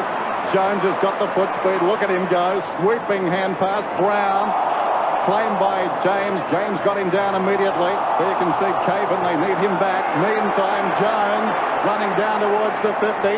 Hard against the line. Sets it up for Hall. Hall dropped the mark.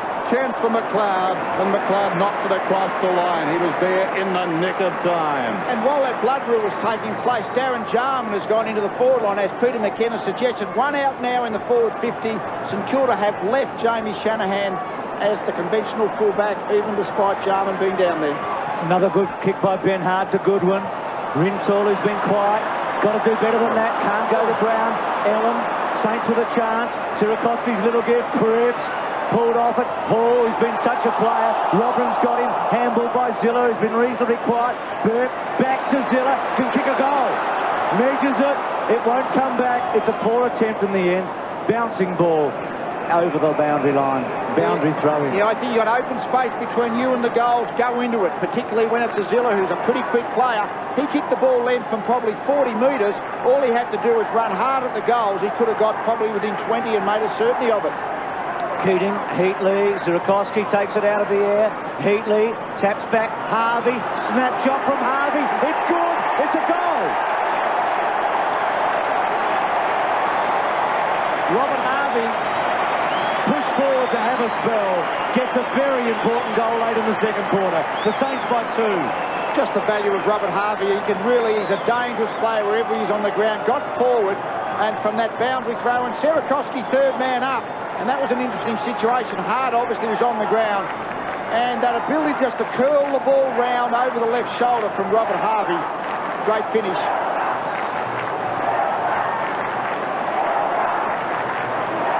Robert Harvey gets his first. And Fred James receiving attention for the blood rule. And Stuart Lowe into the ruck now. I think it's a good move. Pittman was on top of him at centre half back, so Lowe into the ruck and Neil on into the forward line for St Kilda. Sirakoski looks like he's come off. What a moment for Robert Neal, 23-year-old been in the football wilderness playing in his first final. St Kilda rip it out of the middle once again, courtesy of Winmar. A high kick by Nicky Winmar up towards the 50. Tony Brown waits down.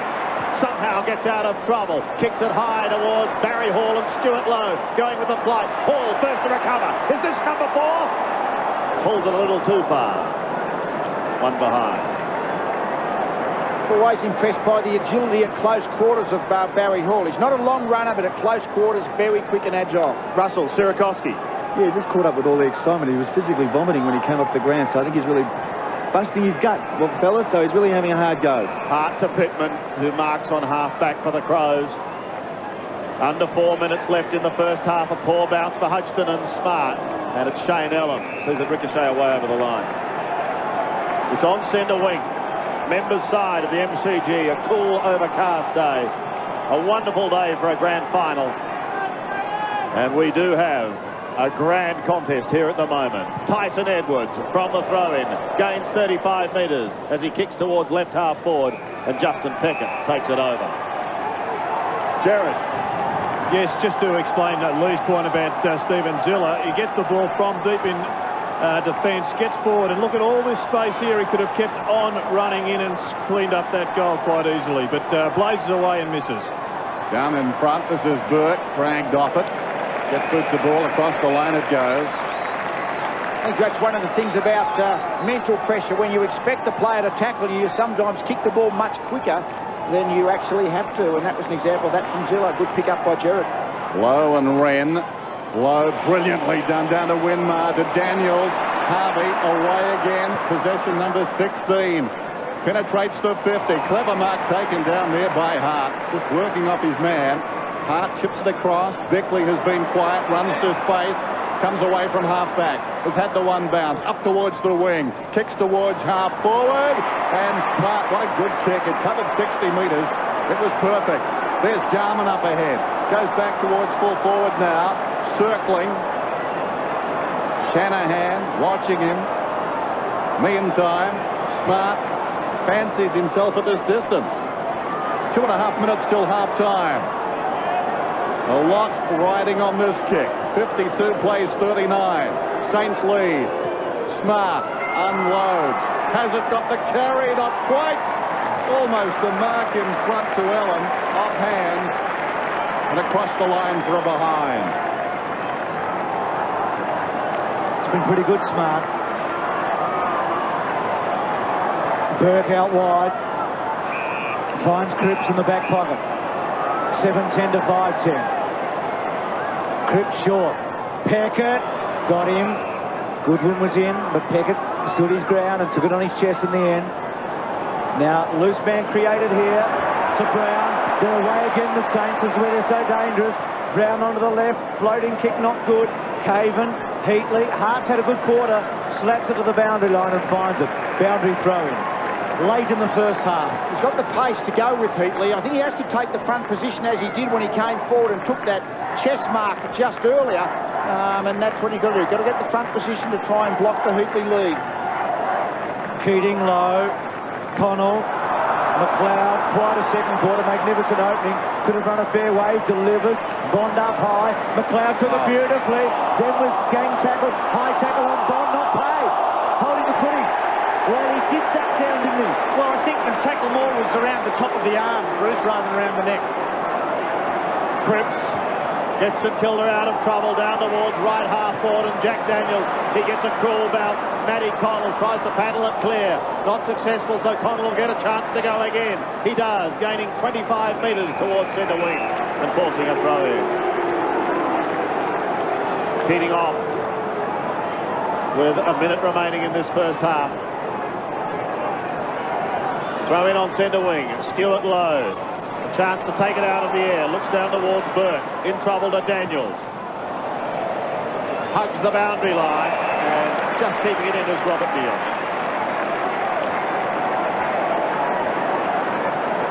Been playing very well in the reserves and gets his chance. At the expense of Young. Keogh waits down in front. Needs someone going past. Here's Thompson.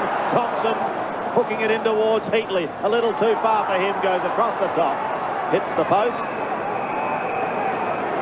And we'll have a throw in the left forward pocket.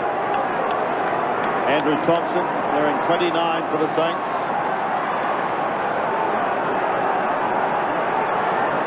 Winmar tries to pluck it out of there. Barry Hall gets caught. Spills free. A chance for the Crows to clear, and they should. Edwards tumbles the puck back towards the half-back line. Daniel taken out of it by Connell. This opens the door once again for Neil. In trouble. Pushes it away towards Daniels. On right half forward. Hooks it inside 50. St Kilda need a mark inside the last 30. Keogh's in front.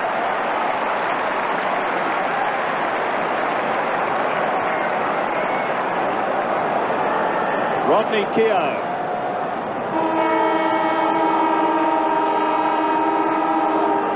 Very important kick for St Kilda. He's kicking from 55 and going for distance. He pulls it away to the right. So he adds it behind to the St Kilda scoreline at half-time. A sensational first half of football. This is what grand finals are all about. That was an interesting effort by Keogh then. He had plenty of time, but he just wanted to hurry himself. I think sometimes the pressure of the moment, you think, let's get this over and done with. But he certainly ran in very quickly, kicked the distance easy enough, but pulled the kick. One would have thought it would have warranted just a little bit more preparation to try and keep the ball straight. See, the Crows were a lot better off at half-time than they were last week when you think about it. It was almost deja vu with Cook's kick after the siren. But at half-time here, a great first half. The Saints lead 7-11 to the Crows 5-10. Goes to the right. Cook again gets over in as he's done for most of the day. Keogh, hard at it. Finds some space for himself and kicks well inside 50. Big fly from Caven. Well read at the back by James. To Ben Hart. Has to run backwards and delivers to halfback and delivers well to Edwards. Tyson Edwards over the top to Peter Caven, who's got a little bit of time. Over the top of Winmar he goes to Goodwin. The left footer swings it up towards centre wing. Burke stands his ground. Plenty of poise. Goes underground, back towards right half forward, but not low enough. Goodwin goes again. Very important for the Crows. They get the first goal of this second half. So desperate to cling to the Saints, who've shown that they can sprint away. The Crows, on the other hand, have shown that they can fight back. In that situation I mentioned, Shanahan has come right up the field to play on Goodwin. If they're playing as extra midfielders, Goodwin, Shanahan, that's a good match-up for the Crows. Robrin and Cook. Robrin continuing to work hard. Connell gets caught. Ball spills free. Back to Robrin again. Tumbling to half forward. Thompson's in front of Jarman, who's not happy. Andrew Thompson from the back pocket. Again, goes to the outer wing. A big pack of players set themselves. Burke runs close to the line. Connell and Daniel see him take it over. And what's happened, Darren Jarman started in the centre square but has now gone to full forward. The St Kilda runner will be on his way out there now to make sure Shanahan comes back and send Thompson back up to the midfield. Saints by 13 points. Wren decisively. McLeod dragged off it. Goes again. Well played. They lock it in. Ball up. Zilla, former South Australian, at the base of that pack. There's Jamison gingerly around the boundary. And a vast sea of faces behind him. Bounce. Cook in front. Wins it. Gained about 25 metres. Smart onto the loose ball. He's on the wing. He pulls it back towards centre half forward. It's a floater.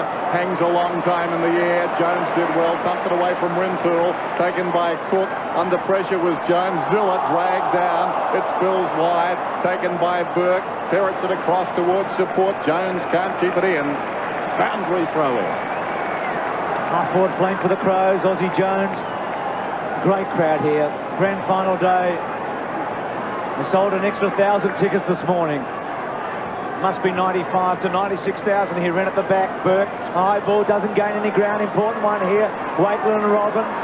Well done by Bond. Free kick. Can kick a goal from here, Bond. He's kicked two. He kicked one in the first and one in the second. He came into this final, Lee, as their leading goal kicker in the finals with 5 in their first 3 matches. Yes, he's played a lot of the season up in defence, but just this recently he's gone back into the forward line and has been a dangerous small forward. A must goal for the Crows. Close. Very close. He's got it. Listen to that roar as the Crows come back. It's 6-10 to 7-11. Well, yes, when there's a 13-point margin at half-time, the team trailing it's so important they get the first goal. Otherwise, just trying to spoil Peckett. Unlucky. Arm over the right shoulder, John. Oh, look, I don't think that was a free kick. You will see that time and time again in the course of the game. Certainly nothing untoward in that contact. The Crows led by 2 points at quarter time. They stay in touch after being down by 13 at half-time. Harvey gets a hurried kick. Gains probably 25 metres towards the half-back flank. Stephen Zilla bends it back in towards centre wing. Sean Wren can't take the diving mark. Harvey goes off the ground. Down to half-forward. Brown feels heat in the kitchen. So too does Goodwin. He's claimed by Cook. There'll be a bounce between centre wing and half-forward for St Kilda. Tony Brown, 20-year-old who made his debut a couple of years ago. St Kilda enjoy the third quarter. At least they have in the final so far. What will transpire today? Wren and Goodwin working hard. Push it even wider to McLeod.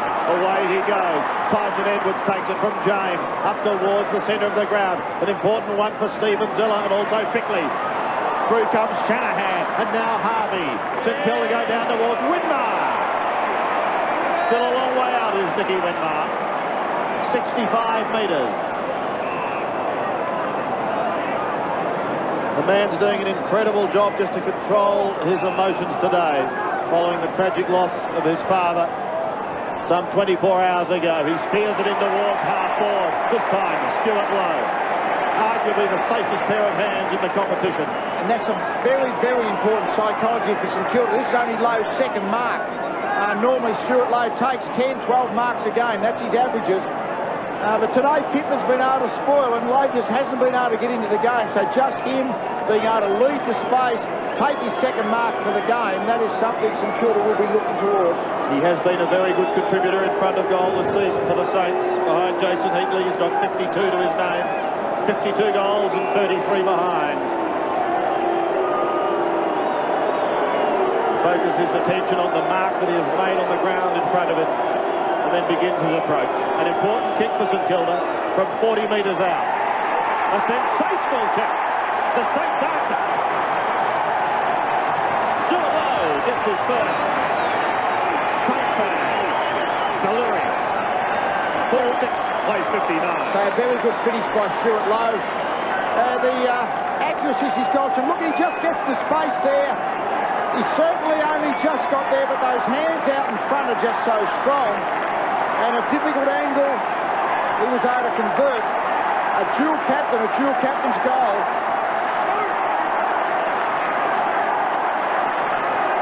Malcolm Blight has been here before.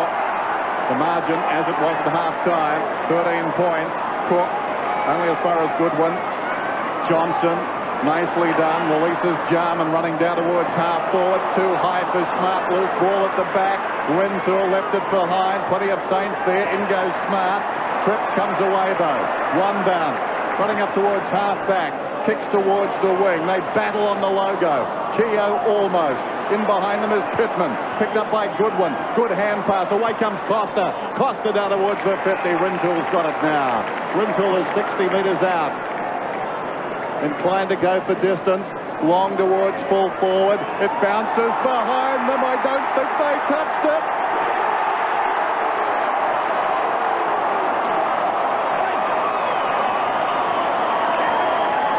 Well, yes, that's an answering goal again by Adelaide. Let's go to Gerard. Yes.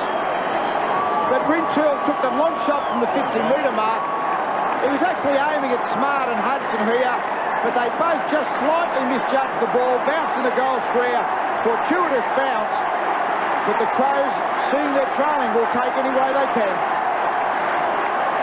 They close again, the Crows. 52 to 59. Rintoul's had a quiet day. That might help. Ring gets over the top. Jarman. Johnson held up. Bickley down low. It's going to be a bounce. It's a very good grand final. 8-11 to 7-10. Sirakovsky, his father, played for St Kilda in 66 when they won 31 years ago. Wren, well done by Cook, building forward. Edwards against the flow. James breaks the tackle. Johnson, McLeod, the young Crows are running. Will he take on Cook? He doesn't. He goes to Smart at full forward. He's worked underneath it. He tries to get back. It's a battle. Jarman's there and Shanahan releases the ball over the line. And why not? So the Crows are back within 6 points. 7-11 to 8-11. With some analysis, Gerard Healy. Yeah, the creation of space in both forward lines vital. St Kilda are doing it particularly well. Have a look at this one from Nicky Winmar. It's important because the St Kilda forwards have led up the ground and allowed Stewie Lowe that space to lead into. He took the mark and he converted. He converted, but the Crows have come out firing in this second half. Let's see what St Kilda can do. Ozzie Jones goes to Stephen Ziller. Stephen Ziller goes through the centre with one bounce. He's 75 metres out. He decides to go down towards Barry Hall. Shades of Dermot Brereton with number 25 here, working hard. He's already got 3 goals to his credit. Taken over the line. Yeah, good effort by the Crows then. Hall had the sit. He tried to hold the Crows player under the flight of the ball, but just couldn't do it enough, so good defensive effort. Again, the chances with St Kilda. Low out of the air towards Hall. Clean bowls a couple of them and has taken over the line. To the boundary line, Neil Curley. Yeah, strange move here by Stan Alves. I can't quite work it out, but he said during the second quarter that he looked like he was going to play Jones on the one wing. Well, after a fantastic first quarter, he's brought him over on this member's wing. I can't work out why. Kane Johnson takes the hard kick in and looks towards Shane Allen, but Keogh intercepts. Keogh does beautifully, pops it over the top. He had assistance from Winmar, but he decides to use Harvey. Harvey chips in towards Hall from the side. Again, can't hold the mark. Another throw in, right forward pocket. It's all about appetite, and they're both very hungry. Adelaide and St Kilda at the MCG. Boundary throw in. In front is Wren. Over the top, McLeod thumps it back towards the boundary. Connell's in front, and across it goes. Whoa. Collateral damage. Another throw in. Matt Connell, former best and fairest.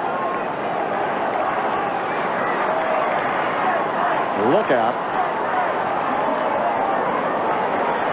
Nice and close. Behind the pack is Winmar. Thompson is there. Diving in is James. Taken front on. Another whistle. The Saints lead by 7 points.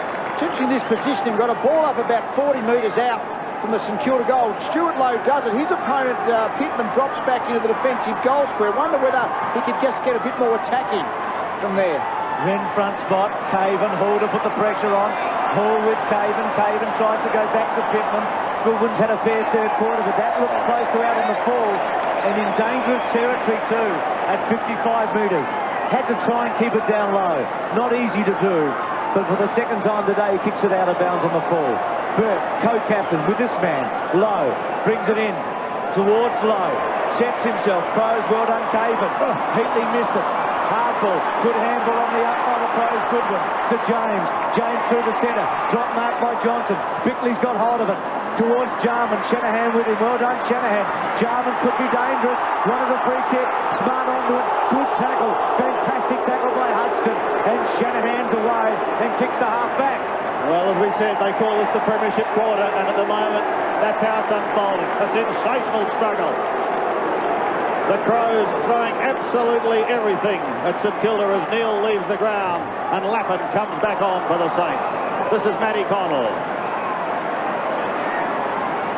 Struggled early in the season to cement his regular spot in the side. Courage by Keogh, but he couldn't take the mark. Tyson Edwards is 60 metres out. Chip short, that's okay. Finds James. Was that fantastic courage from Rod Keogh. Came back with the flight of the ball. If he hadn't done that, I suspect Darren Jarman was just going to run into an easy test mark. So fantastic courage then by Keogh. Brett Jones is directly in front of goal, but 55 metres out. The long drop punt. There's no one at the back there for St Kilda. Shane Allen is going to have a shot to bring the Crows to within 1 point of St Kilda. Well, that's interesting. Allen is now playing on the half-back line against Rod Keogh, and he drifted forward, and Keogh might have just missed him. Shane Allen goes. Here come the Crows. Panther, but that was all. Daniels gives him assistance. Harvey pops one. Has to scoot it out the back door very, very quickly. Daniels is locked up. The Adelaide Crows have come out, pumped in this second half. We saw Malcolm Blight having plenty to say to a couple of players. He had plenty to say to the team. Their tackling pressure really has been great all day, the Crows. Still in the middle. Johnson tries to get it out. Almost a high tackle going the way of the Crows. Costa gets it down towards the 50. The Crows relentless at the moment. Zilla under pressure. Keogh fumbles once. Goes again, but Ellen's got him. Comes towards Aussie Jones. Goes over the top. The Saints need a steadying goal. Zilla gets caught by Robert. He loses it. Thompson's hand pass Proppy. And again, Jones keeps it in. So too Thompson. Peck it in for the assist. Finishes with Aussie. Jones is away. On centre wing. Looks down towards Stuart Lowe. And he marks on the chest. Crucial time now for St Kilda. 9 minutes left in this all-important third term. The Crows have the lead. Heatley has the football. Pops it out in front of Vicky Winmar. He's got to make a couple. Can't do so. Great courage shown there. And that kick under pressure, sadly, goes out of bounds on the full. And St Kilda will get another chance. Great effort by James. Showed courage. But the pressure told. Here's Heatley, 65 metres out. He needs a haul or a low mark in a full forward. Not to be. The big arms of Stuart Wren go up. Wren to Hart. Momentum has shifted. The Crows dictating the terms at the moment. Short one again to Wren. Deep in his own defensive area. The big man goes up towards the wing. Rintoul outnumbered. It spills behind. Rob runs over the ball. Rintoul goes again. It's tied up. Bounce on the wing.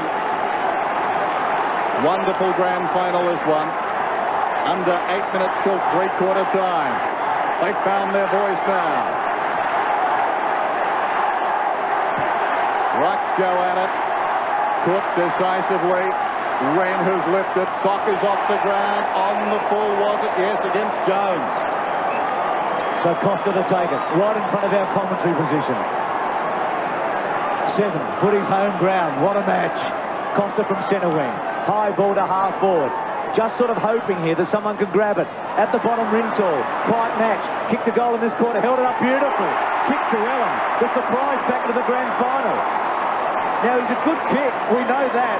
I'm not sure if he can kick 50 metres, though. He has kicked 3 goals today. And he is playing on the half-back line, just to confirm that. He's just, this quarter, he's actually just drifted forward a couple of times, cut a couple of marks, having his second shot at goal. In fact, there is no one on the defensive side of the middle of the ground for St Kilda. Every player, the whole 36 players, are in the Crows attacking half. Big kick, this one. 52 metres out. He has kicked it magnificently. A stunning kick. What an unlikely hero. Shane Ellen has come from nowhere to kick 4 goals in this grand final. But a lot of it's come from the midfield here. Simon Goodwin, who was starting on the back of the centre square, has had 7 possessions so far this quarter. One would wonder, this loading up the half-back line is working well for the Crows. St Kilda might have to come up with something to respond to being outnumbered on their half-forward line.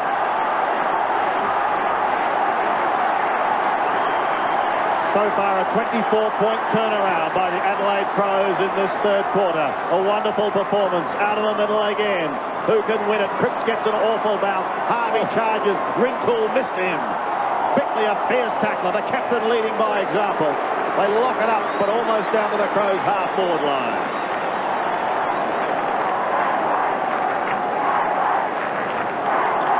Been all Adelaide for the bulk of this quarter. On half-forward, Robran does the ruck work, wins it with the left hand. Harvey runs into a brick wall. Nigel Smart tries to get Thompson. Back again towards Burke. Sense of urgency in St Kilda's play now. But James stands firm for the Crows. Flicks it in towards the middle and finds Sean Wren. Just on the defensive side of centre, the big man. The lead of Andrew McLeod is ignored. Grey skies getting a little darker overhead here at the MCG. A little darker at the moment for St Kilda, but still a long, long way to go. A big mark taken by Pittman. 65 metres out is David Pittman. Jarman, the danger man. Shanahan looks to hold him. Pittman kicks towards the forward zone. They need a mark at the back. Not going to be paid. Oh, the stop. Peter Kay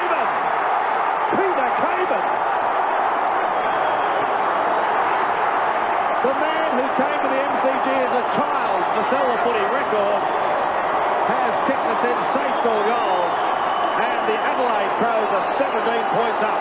Well, it's all coming from the aggressive ball getting of the Adelaide half-back line. Goodwin back there. Brett James has been very good. Caven is playing half-back as well. And like Allen, they're just getting forward, and all of a sudden, the Crows' defence, the running power, and all of a sudden, St Kilda on the back foot. The Crows have added 6 goals, 1 in this term, and there's the scent of a kill around the MCG. The Crows are coming on strong. Ball up. See, at the moment, these centre bounces, when Shanahan is playing loose on the back line, St Kilda have to change this. It's not working for them. The Crows are bunching up, having an extra player in the midfield. That's why they're winning most of the midfield ball. Russell Morris on the boundary. Yes, Dennis, I don't think I've ever had the feeling like there's like a cauldron in the MCG. The crowd is so loud, it's so noisy. The dark clouds are coming across. And it's not just in the weather, it's also the dark clouds for St Kilda. Let's hope that they can come back for St Kilda's sake. Harvey down towards half forward. Neil almost. It bounces across the line. It'll be tossed in. Wren moves across. So does Cook. Sean Wren has lifted in the last few minutes. There he is. If you think back to round 395, remember Football Park against the Saints and that knee. He digs it out. The wheel turning full circle. Costa dragged down. Advantage is played. Thompson's away. 60 metres out. Goes long. He's off target. Out of bounds on the full. 77 to 60. In the twinkling of an eye, the Crows have pulled away. They've got a taste for it, there's no doubt about that. And suddenly there's an untidiness about the Saints' movement. Caven from the back pocket. Gets it outside 50. Wants Wren. Oh! Cloud takes a screamer to Johnson. Harvey to chase. Johnson in trouble. The Crows get out of it. James has been all right. Bangs at the half forward. Jarman in port takes a beauty. Almost as good as McLeod. The consummate skills of McLeod and Jarman come to the fore. He goes for the goal. It's rolling and bounces the wrong way. Can Smart get there? Can he release a handball to Bond? Bond's in the pocket. Hutchton's with him. The Saints can't afford a goal here. You don't want to be 4 down at three-quarter time. Peter McKenna, you're watching this high in the Great Southern Stand. Well, one of the best coaching exhibitions I've ever seen from Malcolm Blight, Bruce. At not starting a full forward and coming out of centre and half-back. Tremendous coaching by Blight. Comments there from Peter McKenna. The Saints under siege at the moment. With 3 3/4 minutes remaining in the term. They're down by 17 points. And Mark Bickley and his men sensing that maybe they're about to be a part of history. But there's still a quarter to go. A grand final quarter. McLeod has been sensational. He's been one of the players of the finals. Burke takes the Robin kick and defends to the half-back line. The Saints desperately want to score before three-quarter time. Crows have kicked the last 5. Look at big Sean Wren and David Pittman. The big man department is lifted around the ground. It's come from a couple of unlikely players. Brett James playing half-back. He's had 7 possessions. Goodwin playing as that floating half-back midfielder. He's had 7 possessions. They've been the main catalyst for this Adelaide revival. Here comes Harvey. Through the centre comes the Brownlow medalist. Towards half-forward, James got a hand to it. Couldn't take it cleanly. An opportunity now for Winmar. Nicky Winmar for goal. The Saints desperately need a lift. Let's go. Winmar gets his first. And all of a sudden, it needed some little bit of individual magic. The oval bouncing ball, Edwards, he looked like he had it, but just couldn't quite control it. And Winmar, left side, non-dominant side, but was able to curl the ball back in. Winmar now in at full forward for St Kilda.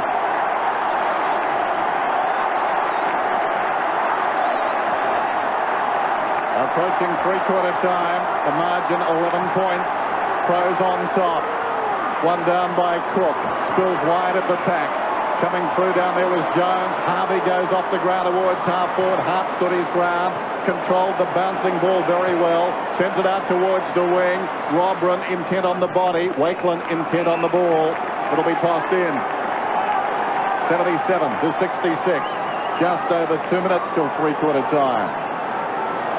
Everything to play for. They know that. Wakeland reaches over the top, did pretty well, then lost it. Burke on his knee, gave it across to Harvey, off a step towards half forward. Great mark by Cook. Strong hands there, wants to go, thought about it. Now holds up. Hall, it goes in his direction. Caven and Hall got a mark. Barry Hall, strength. He's right on the 50. He's got 3. It's going to take a big kick. A kick from 50. As Dennis said a moment ago, great strength from Hall. He's a big, strong man, isn't he? Big, strong man, held his ground, held himself in the line of the ball. And he's very new, Lee. He's just 20 years of age. It's long, but it's not there. It hasn't made the distance. A mark will be handy. Harvey caught up. Beautiful hand pass.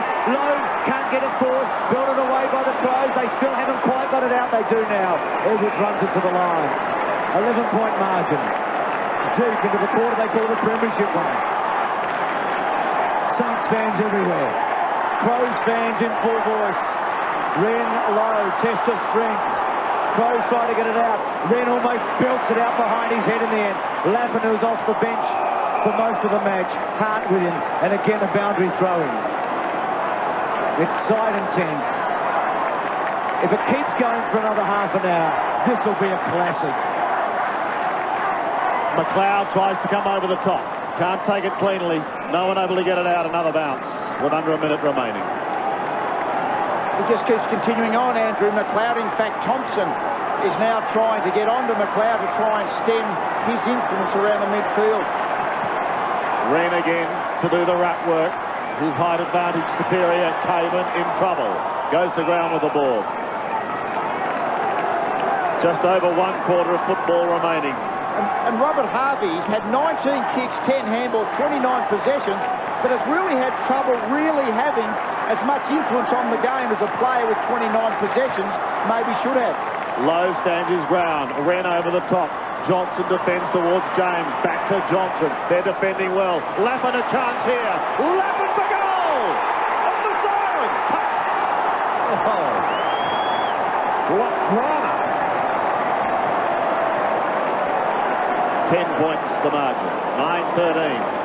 In hindsight, perhaps Barry Hall could have shepherded. I wasn't sure whether he was trying to shepherd or not, or whether Pittman was just good enough to get his fist in at the ball. No doubt the ball would have gone through if it had avoided either player. Hart has just 2 seconds to bring it back into play. 2 seconds remaining for the quarter. But what a set-up now, Bruce, for the final quarter. You couldn't have asked for anything better. A 10-point margin. And here's a great shot of that. Yeah, it looked like maybe Barry Hall didn't try hard enough to push his body back into Pittman. Didn't know whether Shepherd will go for the mark. Basically, didn't do either. 6 goal to 2 quarter for Malcolm Blight's men. Blighty, I doubt, has ever had a better chance as a coach to win at 3/4 time. Remember, he trailed the Hawks by 20 in 89, and West Coast had them on their knees in 92 and 94. Not today. Stan in his first grand final, Nicky, whose dad died yesterday. This is where it's so important that the coach doesn't allow his stress to go onto the players. And Malcolm Blight walked out looking that relaxed outward state we've seen. And St Kilda have just had the game taken away from them for the moment. And Stan Al's there, just a little agitated as you would expect. But composure is the order of the day. Well, Blighty has never been in front at 3/4 time coaching a team in a grand final. He is today in his form. The stage has been set for what should be the best 30 minutes of sport you're likely to see in Australia this year. It's 11-11 to 9-13. The 9-13, the Saints got the last goal to close it up. The Whitman's line shift coming down on an MCG now with the floodlights on. Let's go down to the dipper with Russell and Neil. Yes, Bruce, light rain is starting to fall now. Curls, can they believe it? Do they believe they can win this game? They certainly believe it. The upside is they know they'll run the game out. The downside is the Crows have got 2 players on the bench they can't use. Very cool in the St Kilda huddle. Mickey Winmar back in the centre. Barry Hall at full forward. They can do it. So the scene is set. What a stage to start the final quarter of the 1997 season. Adelaide looking for its first ever The Saints were first since 66. Wren belts it forward. Crows in attack. Robin tries to give up the handball. Zilla gets a quick kick away. Back towards half forward. Keogh, important mark. Everything's important from here on in. Hall presents himself. Kicks towards him. Over the back. Bouncing ball. Barry Hall comes back. Can he get a leg on it? Caven gets back. It dribbles through in the end from behind.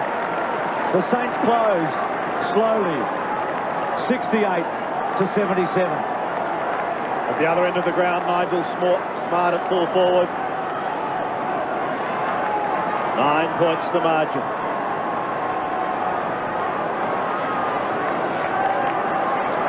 Ben Hart,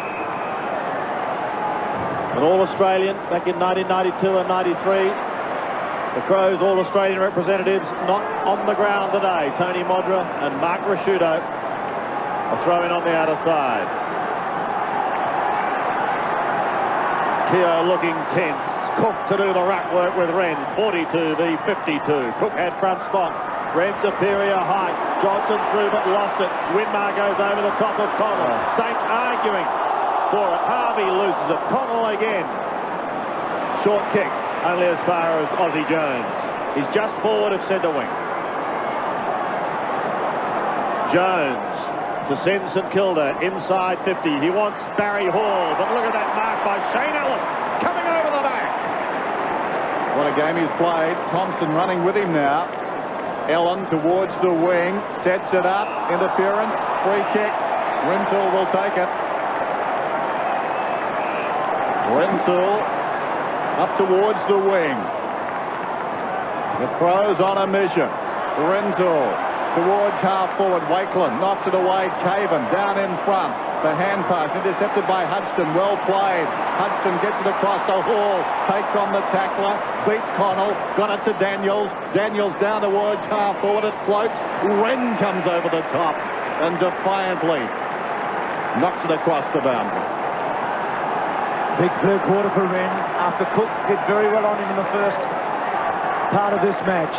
Cook goes to the defensive side of this boundary throw-in. Lowe comes in to take it. Taps it down. McLeod and Burt. Harvey McLeod did well to hold it in. Daniels back to Wren. Releases Connell. Connell's torpedo punt. Robin front spot. Good mark. Strong mark. He's got Rintoul and Smart running past him. He's a long kick, Robin. He centres the ball. McLeod could go all the way.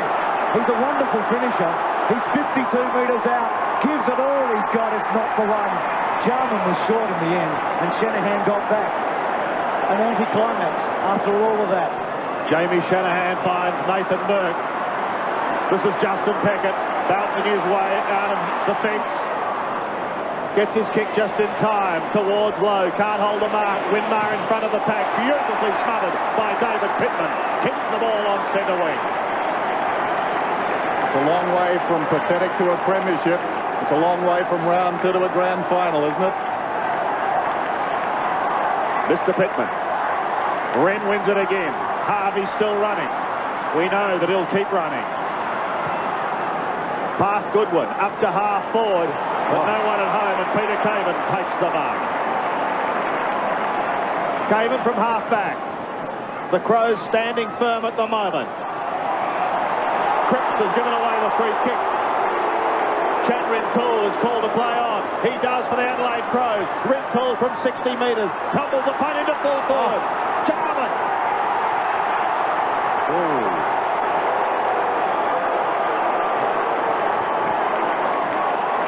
Well, you know that things are going to decide the game. It could be the bounce of the ball. Could be a brilliant individual effort, or it just could be a free kick situation. That's just a lot of the game.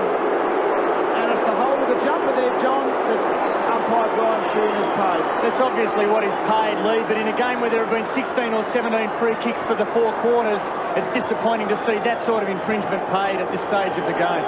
The only player on the ground who played in a winning grand final side, that was when he was Hawthorn. He may do it again. Jarman goals. He's got 3. And the Crows look further ahead. Yeah, then those couple of valuable goals in this second half, Darren Jarman. Again, the situation, have a look at this. He's really wrong-footed, Shanahan. Shanahan does it fairly well, I reckon, just a hold of the Guernsey, I suppose, when we see it from that angle, and that was the angle that the umpire saw. Well, no one can complain too much. Well, that last angle would have been the one Brian Sheen saw. Yeah. You can feel the energy creeping across the border. The Crows in front. They spent 1 week on top of the table during the season, and that was up to round 19. Cook goes up and knocks it down. Keogh quickly away. This is Harvey still running. 31 possessions inside the 50. Getting back is hard. He wants the boundary. No question about that. And this has been the story of the game for St Kilda. Their key marking forwards haven't looked like marking the ball in a contest. Stuart Lowe's only taken 3. Heatley's only taken 3, and they've been on the lead.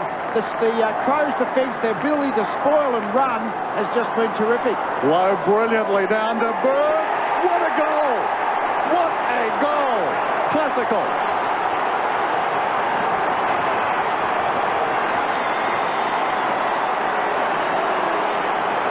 Well, the game just keeps seesawing. St Kilda are now just fighting to keep in touch. Every goal is important. Again, Nathan Burke, the kick across the body, it's just... And isn't he happy? Every little effort is going to count. Important that players keep their composure. Don't do anything silly by trying too hard. Talk about leading to the front. Co-captain to co-captain and a goal, and the Saints are still there.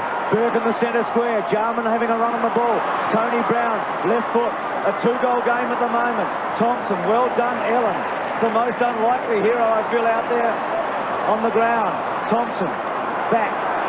Daniels, the Saints come forward. Wren underneath it, should take it, doesn't. Had a fair bit of it. Heatley goes to ground. Handball chopped off. Goodwin, who had a good third quarter. This will be a bouncing ball. Rintoul attacks hard, gave it up. Shanahan, the Saints trying to come back. Off the side of the boot. Keogh's out there. He's a left footer. He's a long way from home. He kicks the ball inside 50. Wren gets back and he takes that run. Been a double-teaming effort a lot of times on Stuart Lowe, but this is the spot that St Kilda are falling down. He kicks in towards the centre. McLeod's got to stand his ground as Cripps came over the top. A chance for Harvey once again. St Kilda now challenging. And Sirakoski marks right on the 50. Incredible to think that these two sides, a third of the way through the season, were 13th and 15th on the ladder. They have given us a wonderful grand final. He goes right across the ground. The mark not taken by Keogh. Connell should tidy up for the Crows. He defends and he goes to the outer side. Yes, just the ball had to go 50 metres to Keogh, and as it hung in the air, Connell was able to get back. Keogh certainly had the sit and the jump. He got up there, got the hands for the ball, but when you jump like that, let's have a look at this. He's got the sit, Keogh, but can he hold his balance in the air? And he can't. 9 points the margin. It tumbles in towards full forward, and Sirakoski again. One grab, it wasn't enough. Pressure now on the Crows defence as Caven comes away. Peter Caven is clear. He's on the wing. He goes to half forward. Costa, how will it bounce obligingly for him? He's paddling it out towards the boundary. 55 metres out. Jarman. Jarman is 20 metres out. And what we didn't see ahead of the pace, Shanahan basically protected the front of the goal square. Jarman came at the kicker and lost him completely then. Shanahan by probably 10 metres. It only had to be a reasonable kick into his line, which it was. Jarman took an easy one. How important is this kick? 83 plays 74. Jarman, his side in front.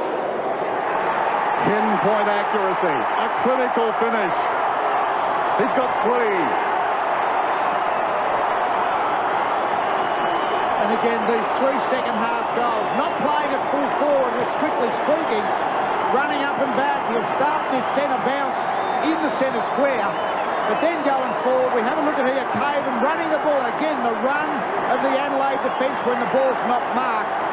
I thought Hudson could have come over and pressured Costa. And have a look, it just drops into Jarman's line. Shades of last week for Jarman. 3 goals now as he did last week. He's in the centre square.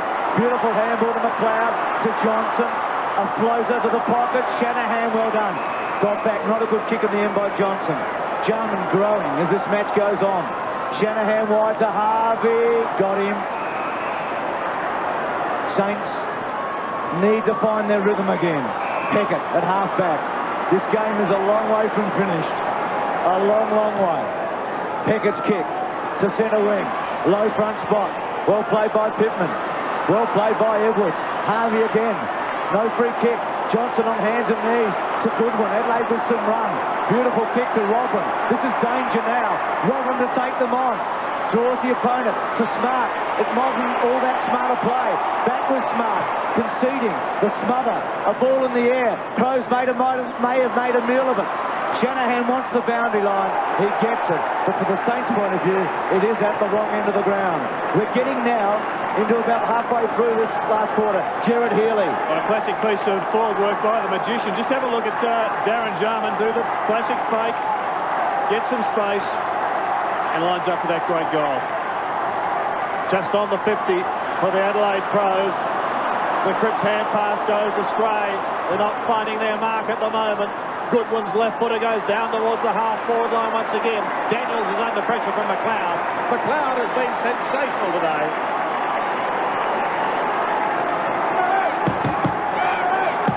He's played every game this year, Andrew McLeod. This is the one he wants to remember for the rest of his life. Throw in with Rogren and Wakeland. Saints tired. Desperately they try to stay into the game. Harvey leading by example. That one ricochets away over the line. Another throw in. Stan Alves outwardly looks calm. Oh. Rogren in front. Harvey gives it away to Burke. Rogren and Wakeland. Back towards Jarman. Jarman! Yes! Darren Jarman! 4 goals to Jarman. 4 goals to Darren Jarman. Well, I think it was going to be an individual that was going to win this game. It's Darren Jarman's finishing. A lead into the pack was a pretty simple one. A free kick was pretty simple, but this was a bit of magic. St Kilda just failed to clear the ball. The Adelaide pressure's been very good all day. Had a lot more of the ball, St Kilda, but the Adelaide pressure's turned it over. Great finish by Jarman. 9 goals to 3 in the second half. And the Crows now putting their stamp on this game. Cook with other ideas.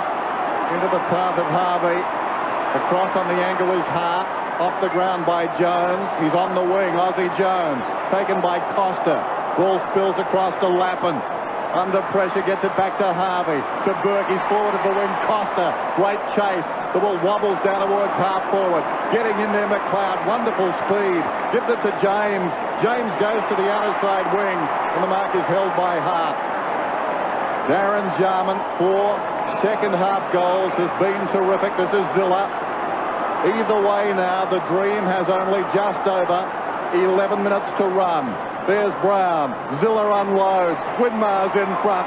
Wren playing his heart out. In from the side. Feeds it wide. Great Shepherd off the ball. Got some space for Allen. Alongside the centre circle. Unloads.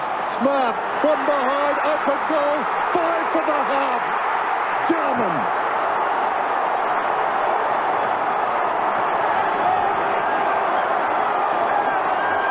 That's what Jarman's got for the Billy Shanahan jump, and the ball came to the ground. It's so important if you're a defender. If you're going to jump for the ball, you have to mark it or knock it forward. Shanahan got caught in the contest. As soon as it got over the back, well, Jarman was the down-level player. 4 last quarter goals, just brilliant. Peter McKenna. You kicked 5.5 in a grand final. Jarman's kicked 5.5 here. Well, that's fantastic. The coaching of Malcolm Blythe, but you have to have the players to do their business. And Jarman, you can't beat natural ability and skill. He can duck back, he can weave, he can dodge. But most important is a full forward, Bruce. He can finish off, and that's the difference between the two sides. Wren in the centre. Back to Burt. Burt kicks it back. The Saints have got to get one, and they've got to get it in a hurry. Peckett belts it forward. Attacking at James. Just missed it. Crows have been winning the one-on-ones in the second half, as they did last week. And another bounce. Well, I think if the Crows extolled the Demons in the last quarter last week, Darren Jarman today, forever. has got rid of some of the doubts that have surrounded him. Hayden Kennedy, Brian Sheehan and Mark Nash running today. It's been a magnificent final. It's not over yet. Winmar's kick high, inside 50, Burke underneath it. High fly from the Saints. They need somebody to pull some magic from nowhere. Thompson, could Peckett kick a goal? High ball, good kick, right there. Crows have got numbers, it's through! It's a goal!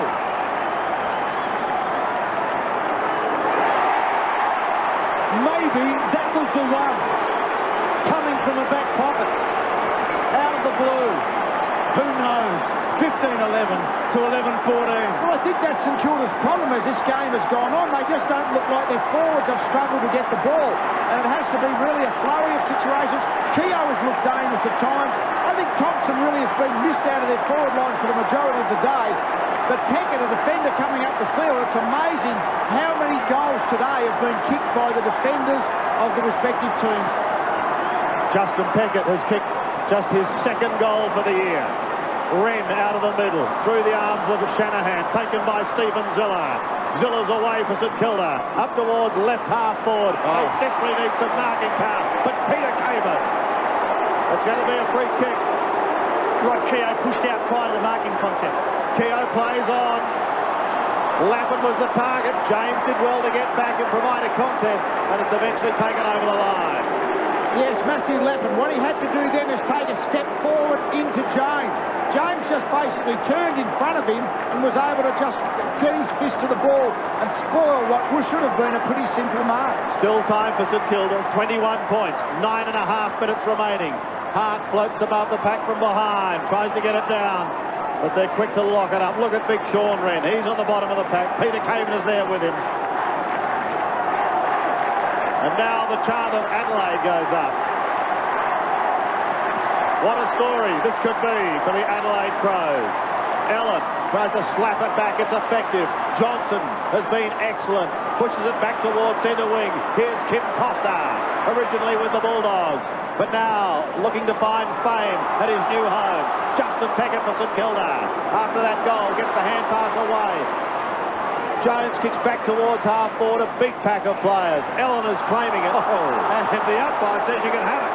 He does. He plays on to McLeod, one of the best on the ground. Shane Allen's day-to-day. Bickley on the wing, chips it. Robran dropped it, could have held it. Shanahan confronted. Goodwin gets him down, locks the ball in.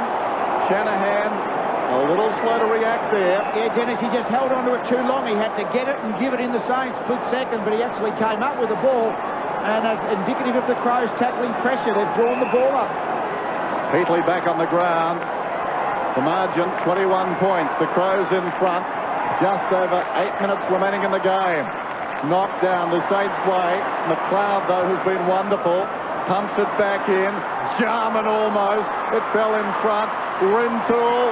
The Crows lead in all directions. Allen gets another goal. His fifth.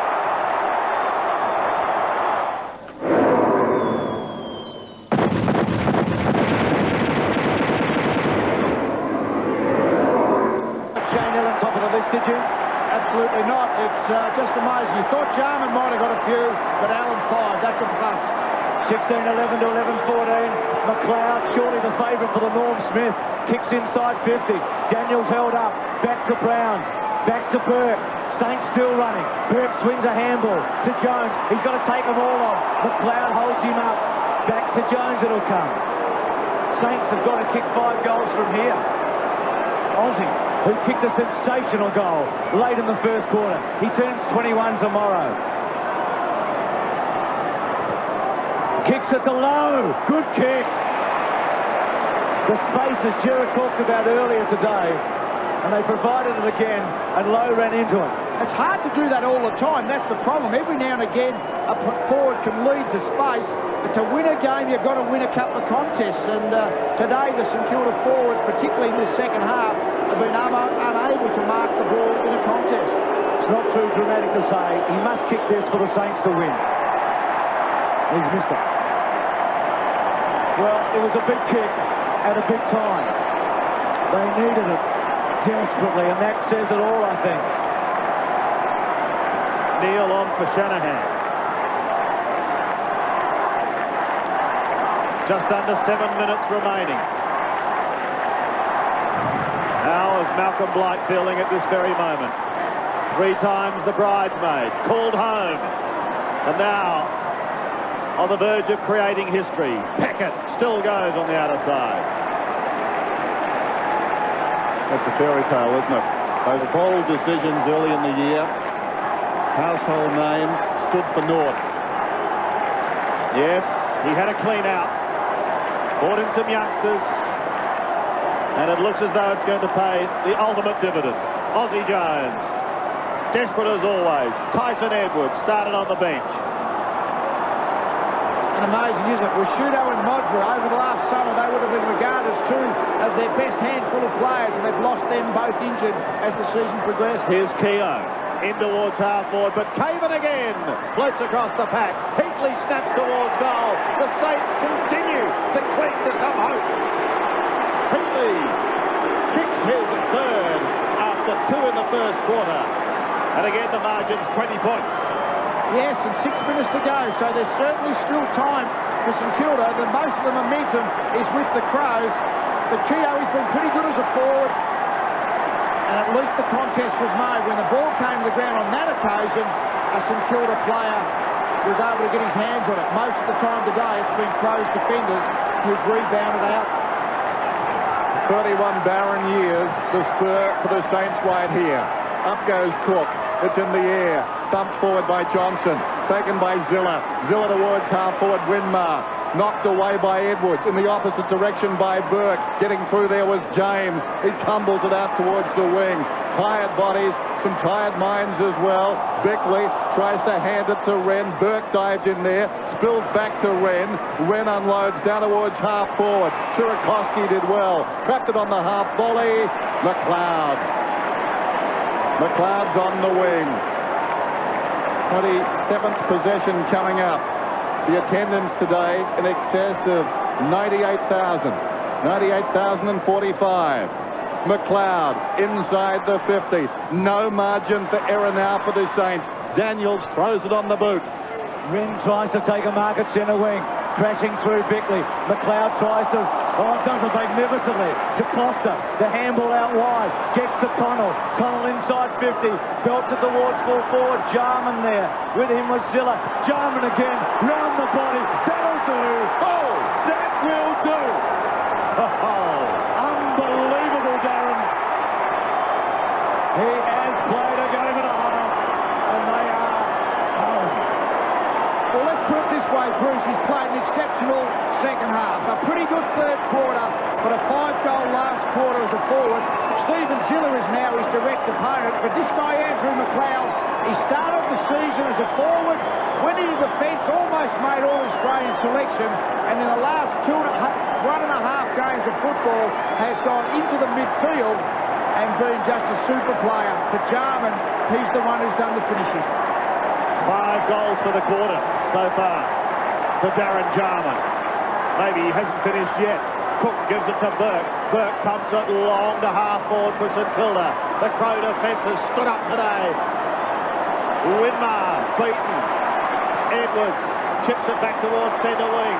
Here's McLeod. He's been sensational. Off he goes to Goodwin. In towards centre half forward. Towards Nigel Smart.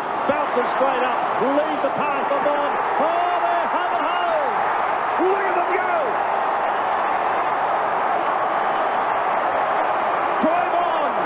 Gets his ball. Well, Malcolm, I think it's now all about celebrations. It's 24 minutes gone on the time clock. He knows it's not that long to go, but he also knows St Kilda have to kick 6 goals in these last few minutes. And now's a good time to be involved in football. And Troy Bond missed out on the Carlton Premiership side in 1995, was left out of the team. But today he's going to play in one.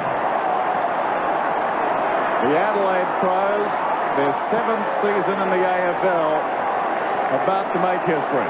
Harvey, not today, Robert. He's got the free alongside the centre circle. Possession number 36 to Brown. Brown inside the 50. Listen to that chant. And back goes the big man.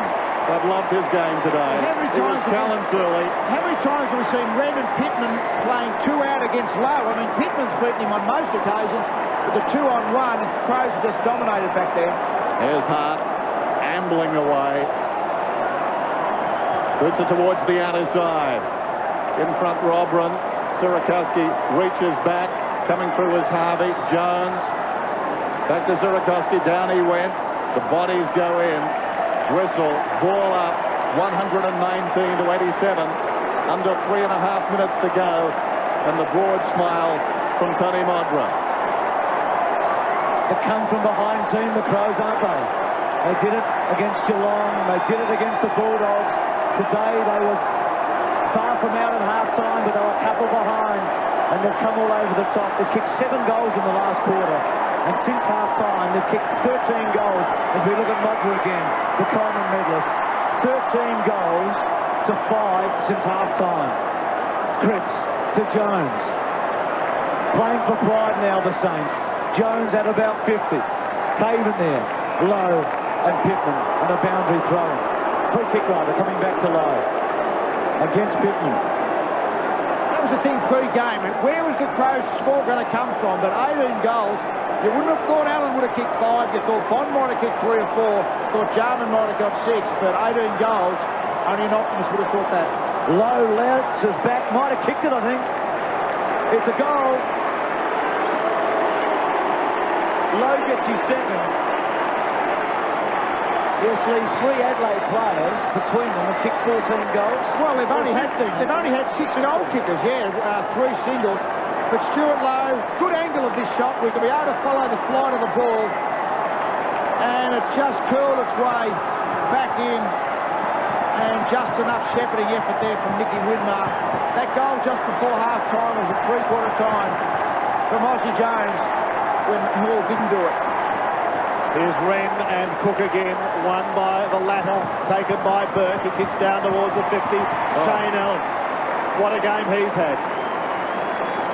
Several players have really stood up today for the Adelaide Crows. Here's Matt Connell running across half-back, bouncing his way down towards centre wing. There was a question mark over whether they could finish out the game still full of running. That question has certainly been answered by the Crows today. Having to play one more game than St Kilda, it has not deterred them in the slightest. Zilla caught by Jarman. Maybe that typifies their day. Here's Jason Cripps looking down towards half-forward once again, towards Stuart Lowe. At the back of the pack is Edwards. He defends to the outer side, pushing past Matty Connell. Burke comes to meet him. Nathan Burke's tucked on the line. Improves the angle slightly, then heads for home and misses another behind. Has worked really hard, hasn't he, in the last quarter, Nathan Burke. He's done his utmost to lift St Kilda to victory. 11 possessions, but unfortunately not quite enough mates on the day. Hart kicks in. Under 2 minutes to go now. Wren is out there, helps the ball on its way. Costa flipped over. Johnson kept his balance, sockers the ball up towards the wing. Neal's in front. This is Jones. Jones back towards centre half forward. Too much carry for Winmar. Too much carry for James, who's got the leg speed back. Ellen. In goes James again. He's claimed by Wakeland. The hand pass comes to Edwards. Edwards this time uses the ball better coming out. McLeod, that man again. The longer this season has gone, the better he has played. His 30th possession sends play up towards the wing. Kane Johnson reaches over the top. Johnson inside. Caven gets a reasonable bounce. Weaves his way through. Kicks to full forward. Could Jarman do it again? Almost. Not quite. Zilla away with a bounce. We're inside the last minute of what has been a magnificent grand final. The kick to centre wing. Everybody's tired.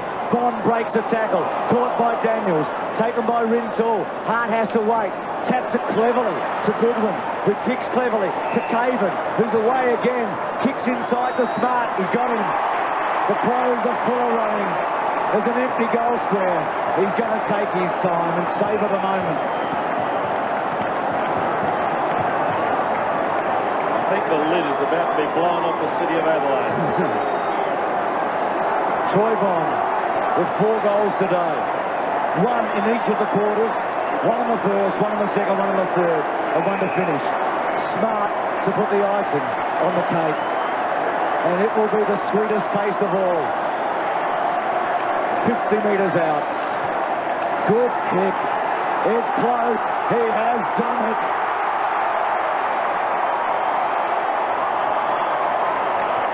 What a fairy tale ending for the Adelaide Crows. If they needed any more there, they've done a lot in the last quarter.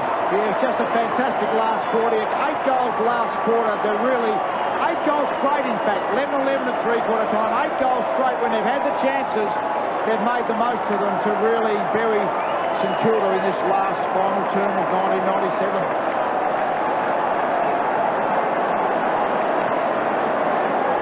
So there's nothing left now but to celebrate.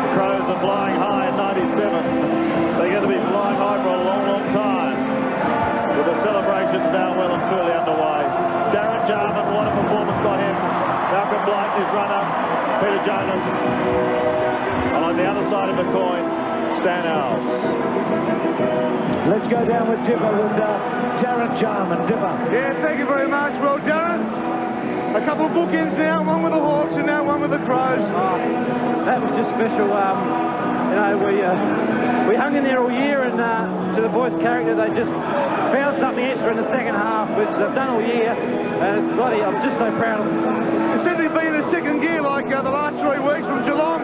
Last week against Bushcombe, today once again. Yeah, you know, we've just been, Malcolm's changed our game, we're a bit more direct now, and we're still in the game, even if we're a couple of goals down, we're still hanging there, and as you see today, it's beautiful. You went home for a reason, you went home to playing finals football, and this is what icing on the cake would say. I went home to playing the flag, Dip. Well done, Jared, well done.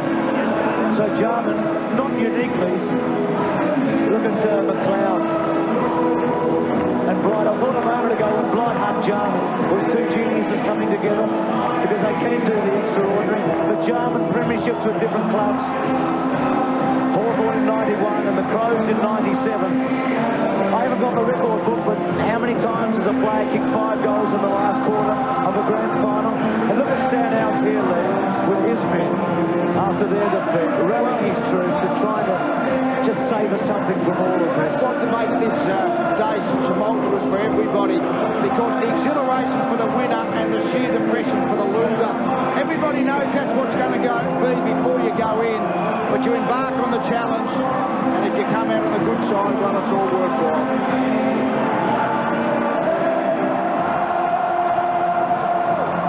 We're looking for defeated captain, Stewie Lowe. Let's go down to you, Dipper. Yes, Ben Hart. Yeah, Ben's had a special moment here with Malcolm Blight. Malcolm, well, congratulations, Malcolm, firstly, but Ben Hart, you've been there since the start. Oh, this means everything to the club. Oh, it's fantastic win by the boys, and it's been a real long 7 years, and this year's been even longer, but what a reward.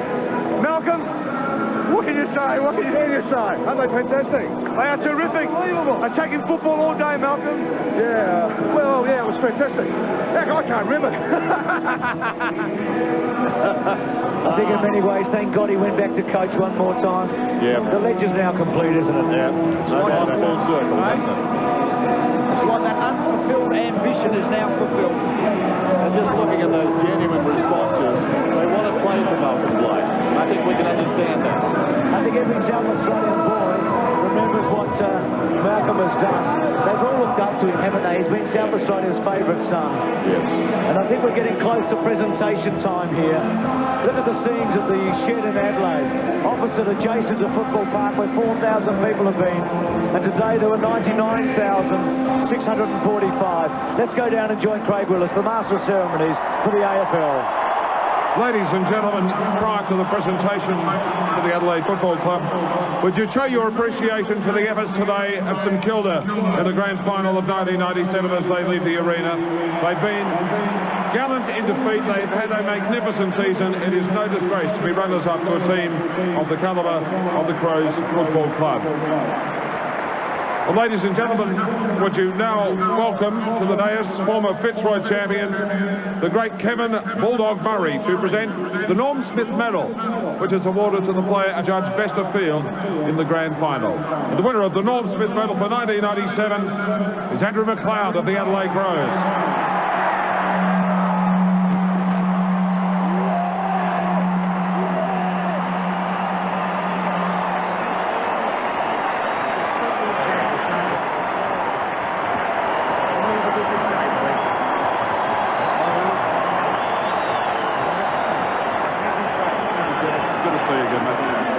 And now, ladies and gentlemen, would you welcome Hall of Fame legend, former Carlton champion, and no stranger to the Premiership dais, Big Nick, John Nichols, to present medallions to each player of the winning team.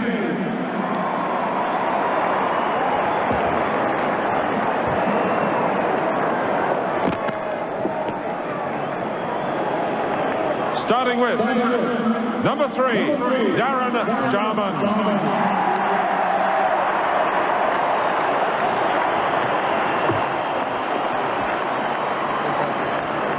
Number 5, Kim Costa.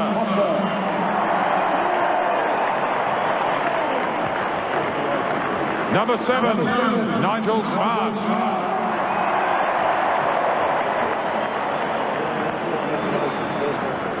Number 9, Tyson Edwards.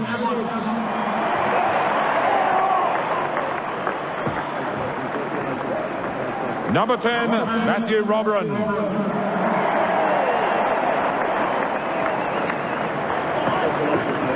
Number 11, Brett James.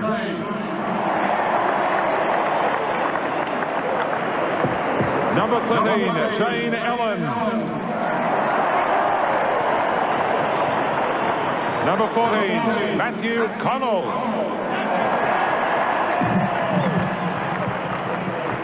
Number 15, David Hedman.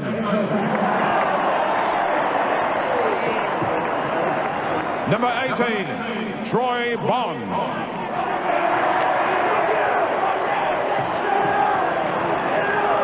Number 20, Aaron Keating.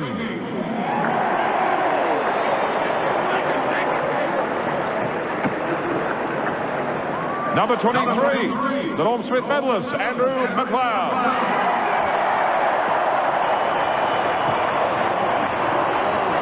Number 24, Clay Sampson.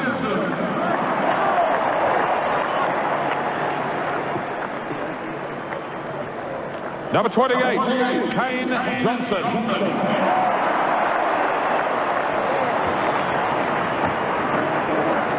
Number 34, Ben Hart.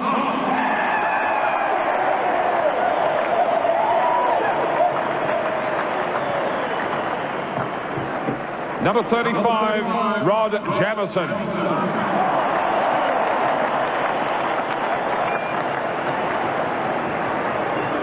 Number 36, Simon Goodwin.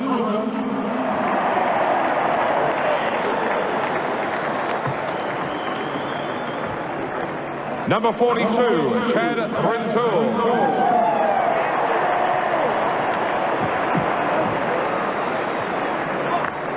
Number 44, Peter Caven.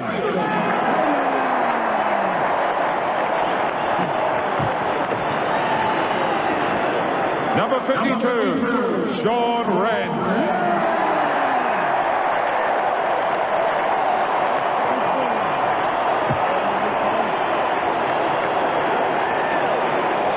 And now would you welcome the coach, Malcolm Blight.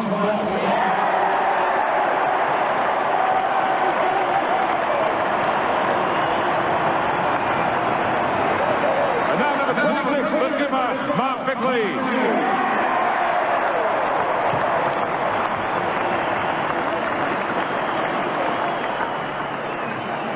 Malcolm, don't forget this. The 1997 AFL Coca-Cola Premiership Cup to the Adelaide Crows.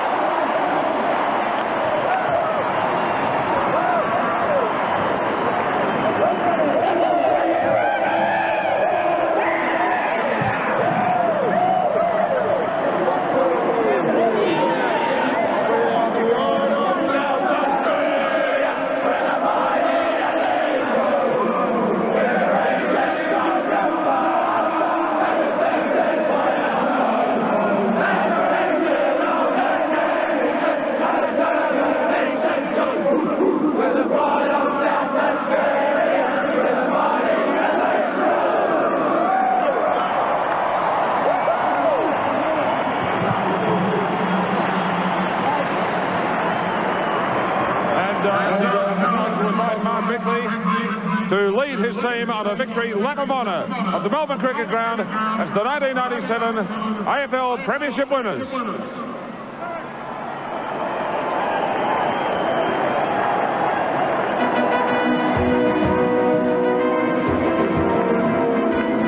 moment to have a photo taken. I thought for a moment Blighty had forgotten the cup, but he came back in a hurry.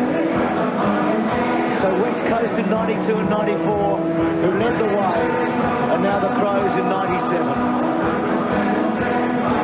Non-Victorian teams have been able to win the biggest prize in Australian sport. It was interesting, I marked back to what Mickey Mulhouse was saying last night, that when it gets to grand final day, he had a feeling the team that's visiting Melbourne has got a little advantage because of the pressure on the Melbourne team all week.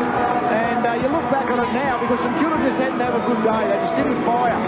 And right at the moment, when they've come to the Melbourne on grand final day, the clubs to the non-Melbourne clubs, they've gone home as winners. John Reid there with Malcolm Blight.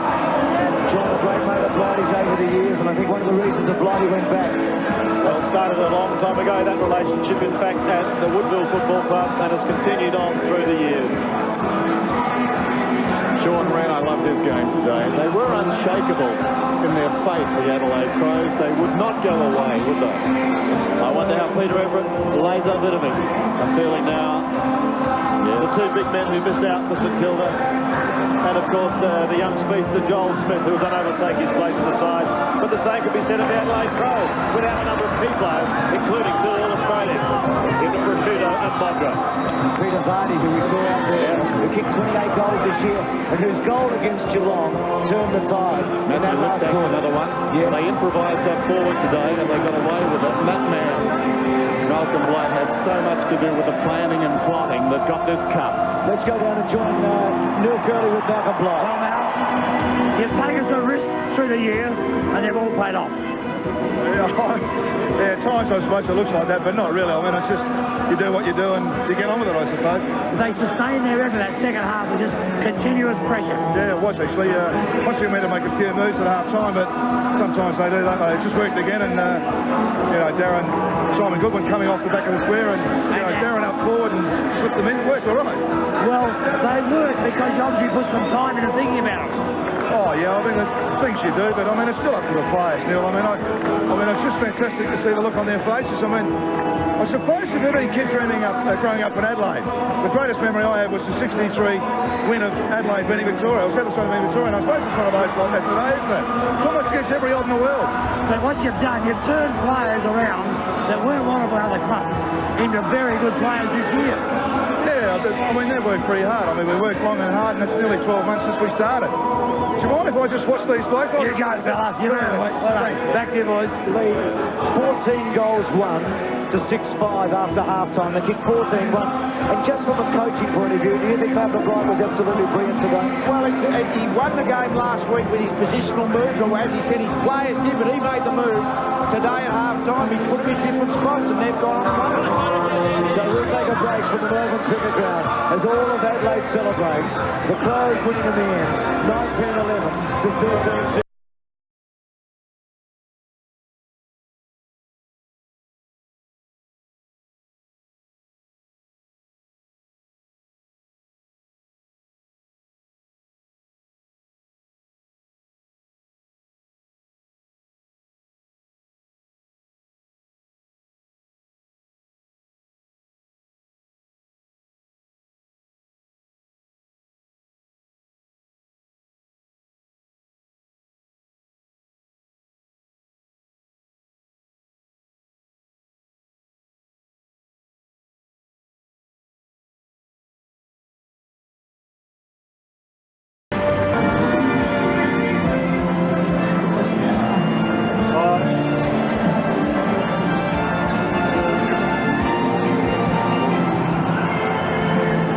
Welcome back to the MCG. Stan Owls take a bow. That is a class act. Tapping on the window, saying to Malcolm Bryant, congratulations, well done. And then doing it a little more publicly on the ground. He deserves all the applause. This is live pictures now. The Crows have leave the arena now. This is the biggest crowd we've had at a grand final since 1986 when Carlton played Hawthorn. It's the biggest crowd we've had since the Great Southern Stand. 99,645. Melita Alakan of Rowville, congratulations, you've won for yourself a Mitsubishi Magda. And Tony Modra, yet again, the mark of the year. So for Tony, a bittersweet day in many ways, though he seemed so happy. Sitting on the sidelines today, he must have been slightly confused. He should have been out there. He misses one match for the year. It's the grand final. As we come inside of the rooms, and Aaron Keating, also an unlikely premiership player who's come from nowhere in the last 2 weeks, Lou. So often there's the heroes, the premiership heroes who've come from nowhere, haven't played much during the year, come from other clubs. Brett James, Collingwood player when I was coach, went over to Crows this year, played in the premiership side. Keating hasn't played for the Crows for most of the year. He's played in the premiership side. And Allen, he was fantastic. Let's join Neil Curley with Shane Allen. Shane, unexpected placing today at full forward. Yeah, it was just fantastic to be up there. A lot less pressure up forward, I reckon, and I was just running around having a great time. Now, we've got to be honest, you've been struggling a bit over the last couple of years, haven't you? Yeah. But this year, particularly the last half of the year, we got a bit more, say, field play.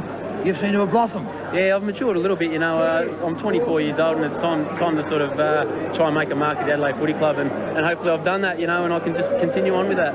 Tactics at half-time, you sort of went from full forward off the back line and ran through the forward line. Yeah, he didn't tell me to do that, but he just said go back to back pocket, and the fella kept following me, so I thought, bugger this, and kept going up the forward line, so it worked out all right. Not a bad move to Adelaide, was it? No, it was fantastic, I couldn't have asked for more. The club's been fantastic, looked after me, and I got a premiership. Fantastic. Well done, son. Enjoy yourself. Thanks, Phil. Shane Allen, one of 9 players who started their AFL career with another club, playing in this premiership for the Crows today. Blight, Pittman to centre half back on low, Ellen to full forward at the start of the match. Master moves as they turned out. Well, we see the joy of the winners. What about the anguish of the defeated? St Kilda have given this competition so much this year. 9 consecutive wins going in, 16 out of 19, and reliving some hopes. And a lovely touch from Wayne Jackson. Nicky, who lost his dad yesterday.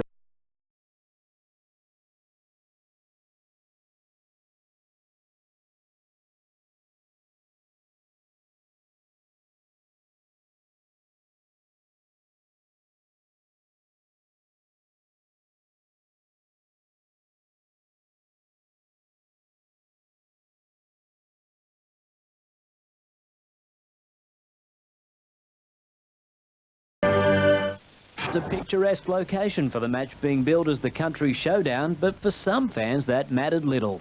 It doesn't matter where you watch them as long as they win. And for plenty of others, it was just a great day out at the footy, with supporters from both teams walking side by side and even sharing a bite to eat. That made the steak sandwich man happy, as he was expecting a big day. Hopefully enough, but I think we'll have a trip down to Woolies to get some more. But any fan worth his or her salt knows that to be a true supporter, you've got to wear your club colours proudly.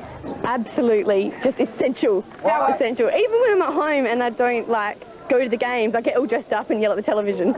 It's great fun. Fans have been queuing up since 6 a.m. this morning to grab themselves the best vantage spot here at Encounter Bay Oval and a chance to see their heroes up close. Warren Treadray. Hello, Treadray. Yoo-hoo! God, I love you. Well, while it was lust for some, for others it was a time to analyse their team's chances in the long season ahead. But no matter who won or why they came to the Country Showdown, all agreed that today was a big success and there should be more of it. All you've got to do is look around. It's for a country place, fitting this many people in, the spirit's fantastic. And last night, the Bombers laid to rest some demons from last season when they convincingly beat the Kangaroos in the Ansett Cup Grand Final. And the loss could prove very costly for the Roos, with skipper Wayne Carey reported for striking. The scenes at today's Essendon Family Day were triumphant. The biggest cheer reserved for skipper James Hird. In an impressive display last night, Hird showed he will again be a football force. You know, I need to play a lot more footy to be where I want to be, but to play 2 games and get through unscathed so far is a good thing, and looking forward to the rest of the year. Been criticised a fair bit over being injured when it really hasn't been his fault. It's just been an unfortunate injury, and a lot of the critics have jumped out of the woodwork and really been hammering him for the last 12 months, so he's got an opportunity now to shove it back right at him. It was a torrid match befitting a grand final, Hird on the end of a heavy knock, while Jason Johnson ended John Blakey's night a little early. Play goes on. After a torrid opening, several Bombers may come under investigation, but today Sheedy was happy to right some wrongs from last season's disappointments. Well, I think we played very well last year. I mean, we just mucked up one game and it was a point, and you know, it probably frustrated the hell out of everybody around this footy club, but I think the good thing about last night's win was that we had a lot of young players in the side. A subdued morning for the Kangaroos after their first loss in 13 games. The Roos facing an anxious wait for the outcome of reports on skipper Wayne Carey and fullback Mick Martin. He's going to wait and see. He's got to run up the tribunal with his man Wayne, and he's going to see what the outcome is. Roos coach Dennis Pagan confirmed he will be with the Roos for the next 3 years and didn't hide his disappointment at the loss. We're very disappointed and frustrated by our effort last night. Essendon with a better side on the night, and really taught us lesson in a lot of areas. Without any injuries or reports, despite a late comeback from Port, the Crows won by 16 points. Scott Welsh and Darren Jarman each kicked 5 goals for the winners, while Matthew Bode also finished with 5. Near-perfect conditions for the Bush showdown between South Australia's 2 AFL clubs, and the fans were lapping it up. Go the Crows! We'll go anywhere for the Crows. Just over 9,000 packed into the lush Encounter Bay Oval. Today's match the last for both teams before the home and away series kicks off. The Crows might have had the majority of support from the crowd, and Sean Wren looking determined in his second game back since his 3rd knee reconstruction, but it was Port which began best, the power booting 4 of the first 5 goals en route to a 16-point quarter-time lead. The second term was just as fierce as the first, however it was the Crows with the win behind them who stole the advantage. Seemingly spurred on by Wren, they launched a scintillating blitz which yielded 9 goals to 1, Scott Welsh with 4 alongside his name at half-time. Darren Jarman then stepped up, kicking Adelaide's 3 third-quarter majors, while at the other end, Port was mounting a revival. But a magnificent high mark to Scott Welsh kept the power at bay. He finished with 5 goals, as did Matthew Bode, the Crows winning by 16 points. Hamish Arthur, National 9 News. And the Kangaroos face losing 2 big stars for the start of the season after one of the most ferocious pre-season finals ever. On top of a 41-point drubbing by Essendon, Roos captain Wayne Carey and veteran defender Mick Martin will face the tribunal this week.